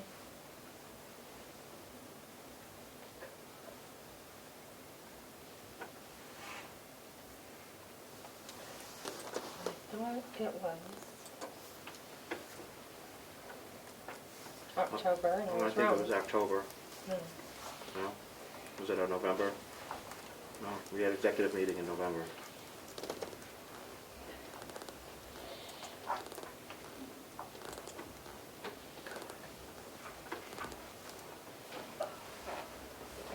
I know where I could look. For everybody at home, we're just looking over the minutes to see if we've approved the auditing firm and to see where, when we did it. For those, if I might, Sure. for those of you that have a budget binder this morning, if you could look at page, under the budget 4102, special fees and services, there's a note, I believe on the bottom, that may be the easiest way. Yep, so it says right here. Approved by the delegation on 10/19/20. Okay. Right, so it's October. Yeah, thank you. Which I think we have to go over today to approve. Yes, that's next item on the agenda. And I did find it in the actual minutes as well. Thank you. Could you send that out to all of the new members, those minutes, so they can be aware of what we were discussing, please? Treasurer Costello. Thank you, Mr. Chairman. I just wanted to confirm that that figure of the $40,050, I do not believe includes the number for the audit of Hale's location. No. And that'll be done on a commissioner's basis by the same firm. Thank you, and that will be paid for through the Hales budget location is, Correct. thank you. Representative Cornell. Just for the purpose of the new members, maybe the chair would like to discuss the differentiation between our responsibilities in the county budget versus the Hales location budget. So, the county budget is a direct supervision of the delegation. It's been our purview to make sure that the budget is passed and followed to the best of our ability.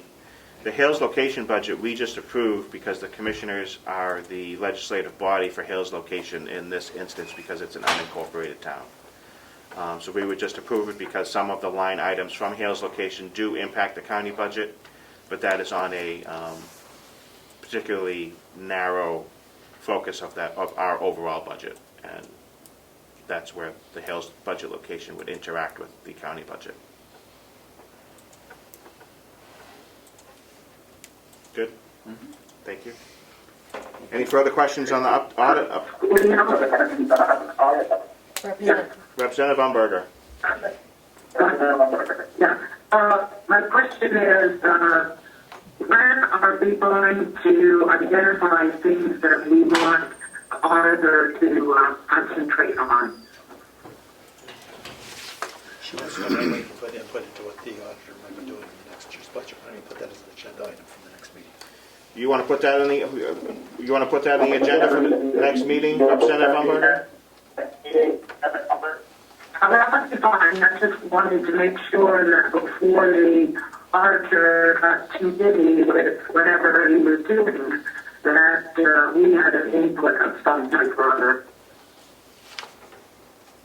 Noted, Representative Umberger. We'll put that as a agenda item for our next meeting in January. If anybody has any ideas, please feel free to save them till then. Any further questions on the audit update or comments? Great. Approval of meeting minutes. Mr. Chair, can we wait on that till your next meeting? Sure.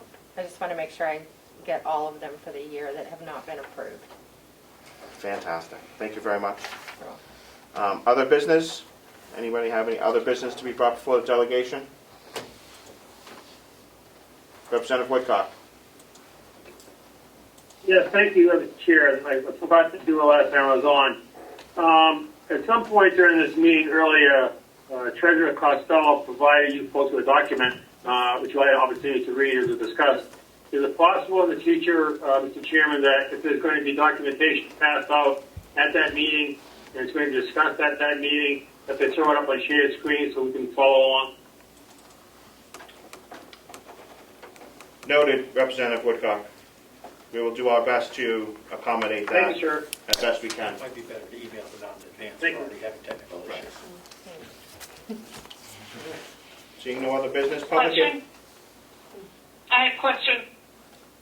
Representative Burrows. Yeah, I probably missed it, but when are we going to talk about the subcommittee assignments, or the committee assignments? We did go over those a little bit. We're definitely going to have a nursing home one and a jail subcommittee when the budget has been reviewed by the commissioners. We will form other committees as necessary. I went over that. I like the fact that we have our committee work, we're presented with the question or the bill, and then we discuss it, go over it, amend it, and then we have our executive committee to pass it. I'm thinking of doing that with the smaller departments, so they're not going through multiple subcommittee meetings and then coming here for a long days of us asking the same questions over. So I'm hoping that's amenable to everyone. Thank you, and I just wanted to compliment the new chair for the way he's run this meeting. I really appreciate it. Thank you. You've run a good meeting. Public input? And I agree. Thank you. Any public input?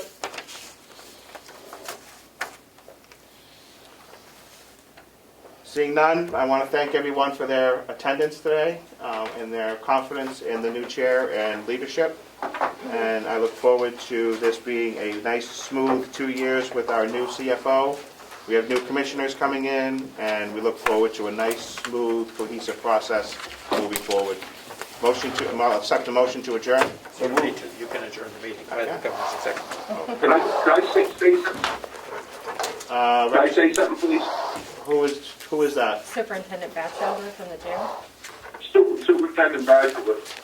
Sure, go right ahead, sir. I was told there was going to be some discussion of possibly you approving our grants today. I was unaware of any grants that were coming before the delegation as of last week.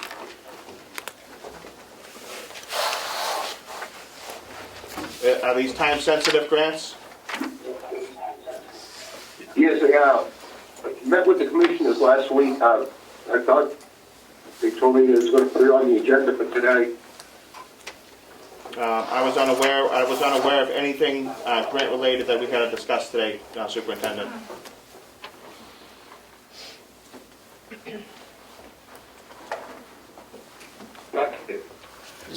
May I please speak? Representative Kennard. Hello? Representative Kennard. Yes, I mean, yes, CFO Cullen had sent out about doing a meeting and then realized that it was actually going to be with the commissioners. So I do understand that what Superintendent Batchelder was saying, that the commissioners have heard it. He's saying, you made your comment, could the commissioners please respond to this? Commissioner McCarthy is out of the room. With Commissioner Babson still on Zoom? Yes. Would you like to speak to that question? Yes, we approved the grants, and somehow it didn't get on your agenda. Thank you. Are these time sensitive? I know that superintendent said they're time sensitive. Are there something that needs to be done for the end of the year? I believe they are, Jim. Something needs to be done right away. Right away, yeah. If I may, the commissioners granted them approval to apply for the grant. And I believe that you have the opportunity to accept the grant at a later date. But for now, for the time sensitivity, it allows them to apply for it. I believe. I could be wrong about that in terms of the process, but I think the grant process can move ahead at this point and come back to you before funds are received. Is that your understanding, Commissioner Babson? I couldn't hear the representative, I'm sorry. Commissioner Collins said that you gave them permission to apply for the grant, that we're not receiving anything right now for the delegation to vote on. Yes, that's correct. I would like to proceed with the grant. Thank you. Superintendent Batchelder, does that satisfy your Can I say one thing? No, it was my impression today that they approved the grants, and you guys are going to do a vote. I got Kevin on the other end. He's the one that's working with the grants. He needs to okay to push the button. As far as I know, all the work has been done. All right, Commissioner McCarthy has rejoined us. There was a question on Superintendent Batchelder's grant process and whether we need to approve it or not. I was under my impression that the delegation only had to approve of the taking of the money once the grant went through. Correct. So is there any money that we will be receiving at this particular time that needs to be acted on before the end of the year, or does the application process close by the end of the year and you already have the approval of the commissioners to move forward? Yeah. This is Kevin Warwick. Can I speak for 1 second? Could you identify yourself, Kevin? Yes. I'm Kevin Warwick. I'm a consultant that worked on the grant writing and would be working on, to some degree, the grants themselves when they're going forward.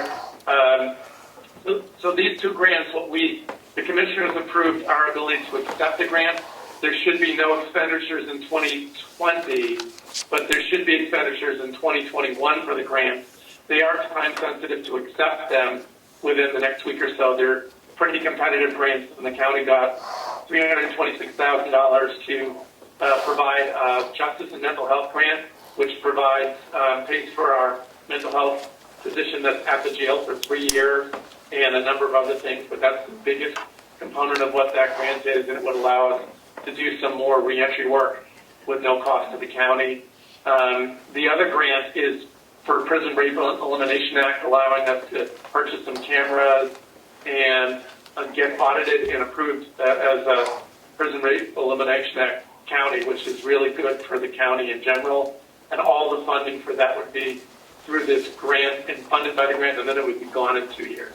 The county has no required cost for them to pick up at the end of these grants. It's just funding to help support the Department of Corrections with that. And we do have to hit the button to accept the grant, and in January, the goal would be to have some expenditures. And Pat, I understand that you drafted some draft budgets which include how much are in those grants for 2021, correct? Correct. Yeah. So thank you, Representative McConkey. Thank you, Mr. Chairman. Clearly, it's a time-sensitive item, but at the same point, the delegation should see anything that we're asking approval for. Might I suggest that the documentation that you and the Vice Chair are in possession of be emailed to the rest of us, and that perhaps a motion that your newly formed executive committee could handle this if it has to be done quickly before we meet another time? I think that motion is excellent. Thank you, Representative McConkey. Do I have a second to that motion to allow the executive committee to vote to accept these grants? I second the motion. Thank you. Could you guys mute yourselves and not talking? Chairman? Point of order. Commissioner Babson? Yes, Commissioner I believe Babson. that when you set up the, excuse me, I thought you called on me. I did. I can't, Go the ahead. audio is terrible. Yes, it is. I believe we set up the transfer committee 4 or 5 years ago. It was only to vote on, the executive committee, excuse me, was only to vote on transfers, not anything else.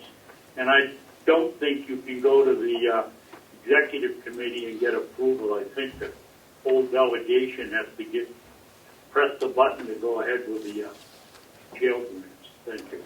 I think given the time sensitivity that the delegation would allow the executive committee to accept it on their behalf. That was the motion that was made and seconded. Any further discussion on that motion? Thank you for your point of order. Representative Cordelli. Thank you. Yes, I have a, 1 second, Representative Umberger. 1 second, Representative Umberger. If one of these grants is for security cameras, I believe that 2020 budget included a significant amount of money for security cameras. So I'm just wondering, if there is an overlap, what is the story with security cameras at the jail?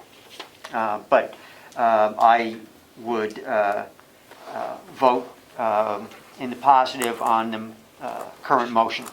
Thank you. Superintendent Batchelder, would you like to answer that question?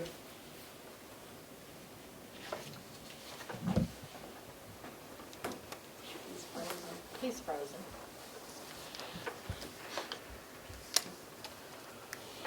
Anything you hear about security cameras yet? I'm not leaving. I haven't read the whole thing. Yeah, it's a little convoluted if you ask me.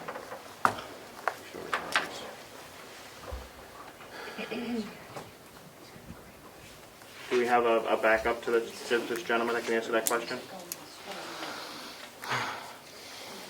Kevin, he looks frozen too. I don't think Patrick understands he's on mute. Patrick, you're muted. Yeah, I'm sorry.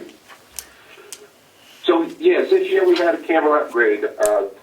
They're not quite done with it yet. They're going to come back and fix it. With this camera upgrade, it allows us to add an additional 18 cameras, which this FREA grant was going to do. We did not budget for this. In order to stay in compliance and keep receiving border revenue coming in, we need these. Follow-up, Representative Cordelli? No, I think that we can discuss that during the budget process. Thank you. I have a question, Representative Superintendent Batchelder. Given the fact that we can buy these cameras with grant money, will there be an additional charge to the county to install them outside of this grant money?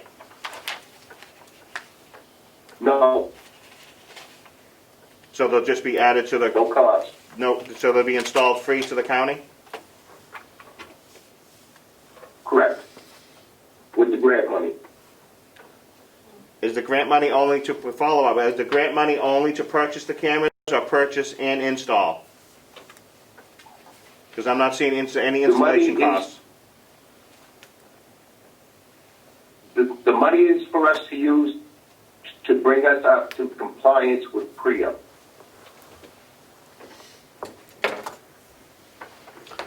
Does the I believe commissioner it's want to answer that question? $98,000. I believe that was, Pat, I think the question is, the cost for the cameras is for the camera and installation together, so there's no other cost. It's to put the cameras in and to pay for the cameras, correct? Correct. Yeah. Thank you. And the question for the commissioners, that'll be for the existing company that's doing the work would be putting these in? yes. And also, I think, to answer your question, I think a lot of these new cameras will be going into places that we don't have them, storage rooms, closets, that type of thing, to Thank bring you. them up to Korea. All right, any further discussion?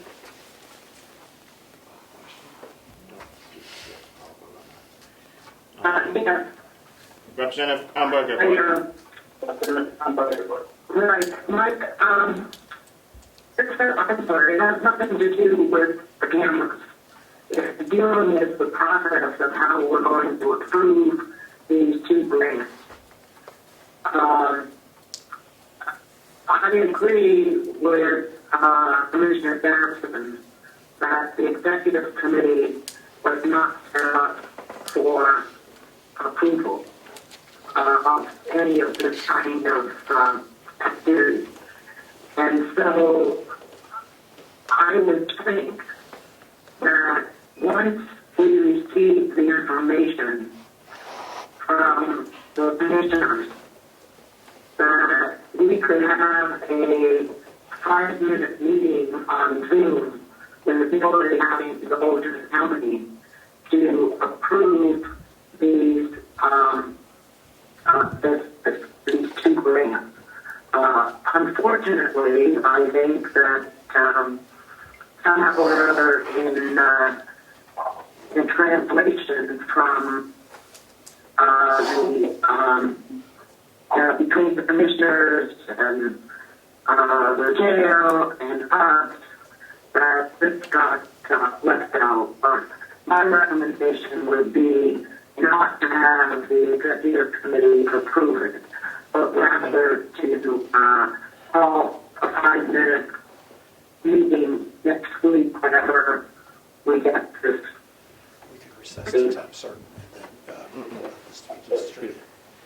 I'd like to make known that I think within the budget, we've only allowed for one meeting through the transfer process, and we would need to transfer more money into our delegation meeting budget to have another meeting.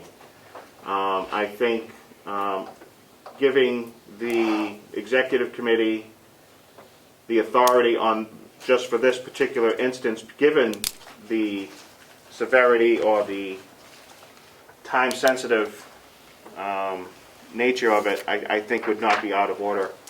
And I know that other committees sometimes give the chairman the ability to sign off. They also give other members the ability to sign off on other things. And I think allowing the executive committee to form and to vote on this particular instance would be in our purview, as the entire delegation would be allowing this to happen instead of just the executive committee. Representative Kennard has a question. Representative Kennard. And Bucco. Yes, I agree that I think unless there's something in the Constitution, which I don't think there is, that says that we can't do this, I think that for one instance, we should delegate this authority to the executive committee to do this job for efficiency and making it happen quickly. Thank you. Thank you, Representative Kennard. Representative Bucco. Thank you, Mr. Chairman. Under RSA 24:2, officers and executive committee, the county convention may designate the executive committee to act as a subcommittee to consider the budget or other matters and make recommendations to the county convention. Thank you, Representative Bucco, for that clarification. I think that's just what you just said. Yes, sir, but thank you. Thank you for the actual wording. Any further discussion?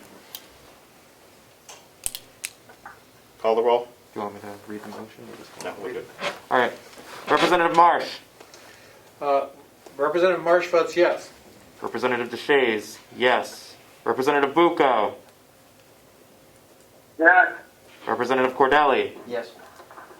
Representative Crawford. Yes. Representative Nelson. Yes. Representative Knurr. Yes. Representative Burrows. Yes. Representative McDonald. Yes. Representative Woodcock.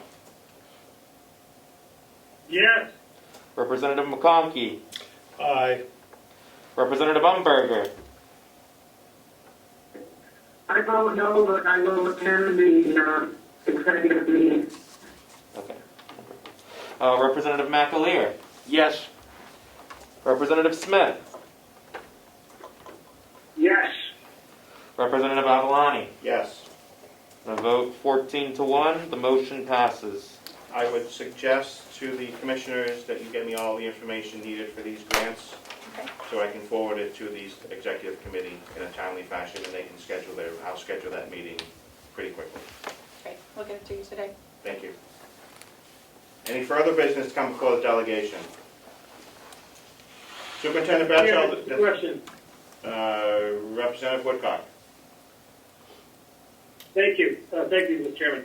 When that information is forwarded to the executive committee, could a copy also be sent to the delegation, please? Yes, sir. All members will be getting copies that will be sent out through the commissioner's office. Superintendent Batchelder, does Thank you, that? Mr. Chairman. You're very welcome. Superintendent Batchelder, does that answer or help you moving forward to make sure that we get this process done quicker? Yes, it does, thank you. Thank you. Now I will accept the motion to adjourn. So moved. Thank you. We're done. Thank you, everyone. Good job. Good meeting.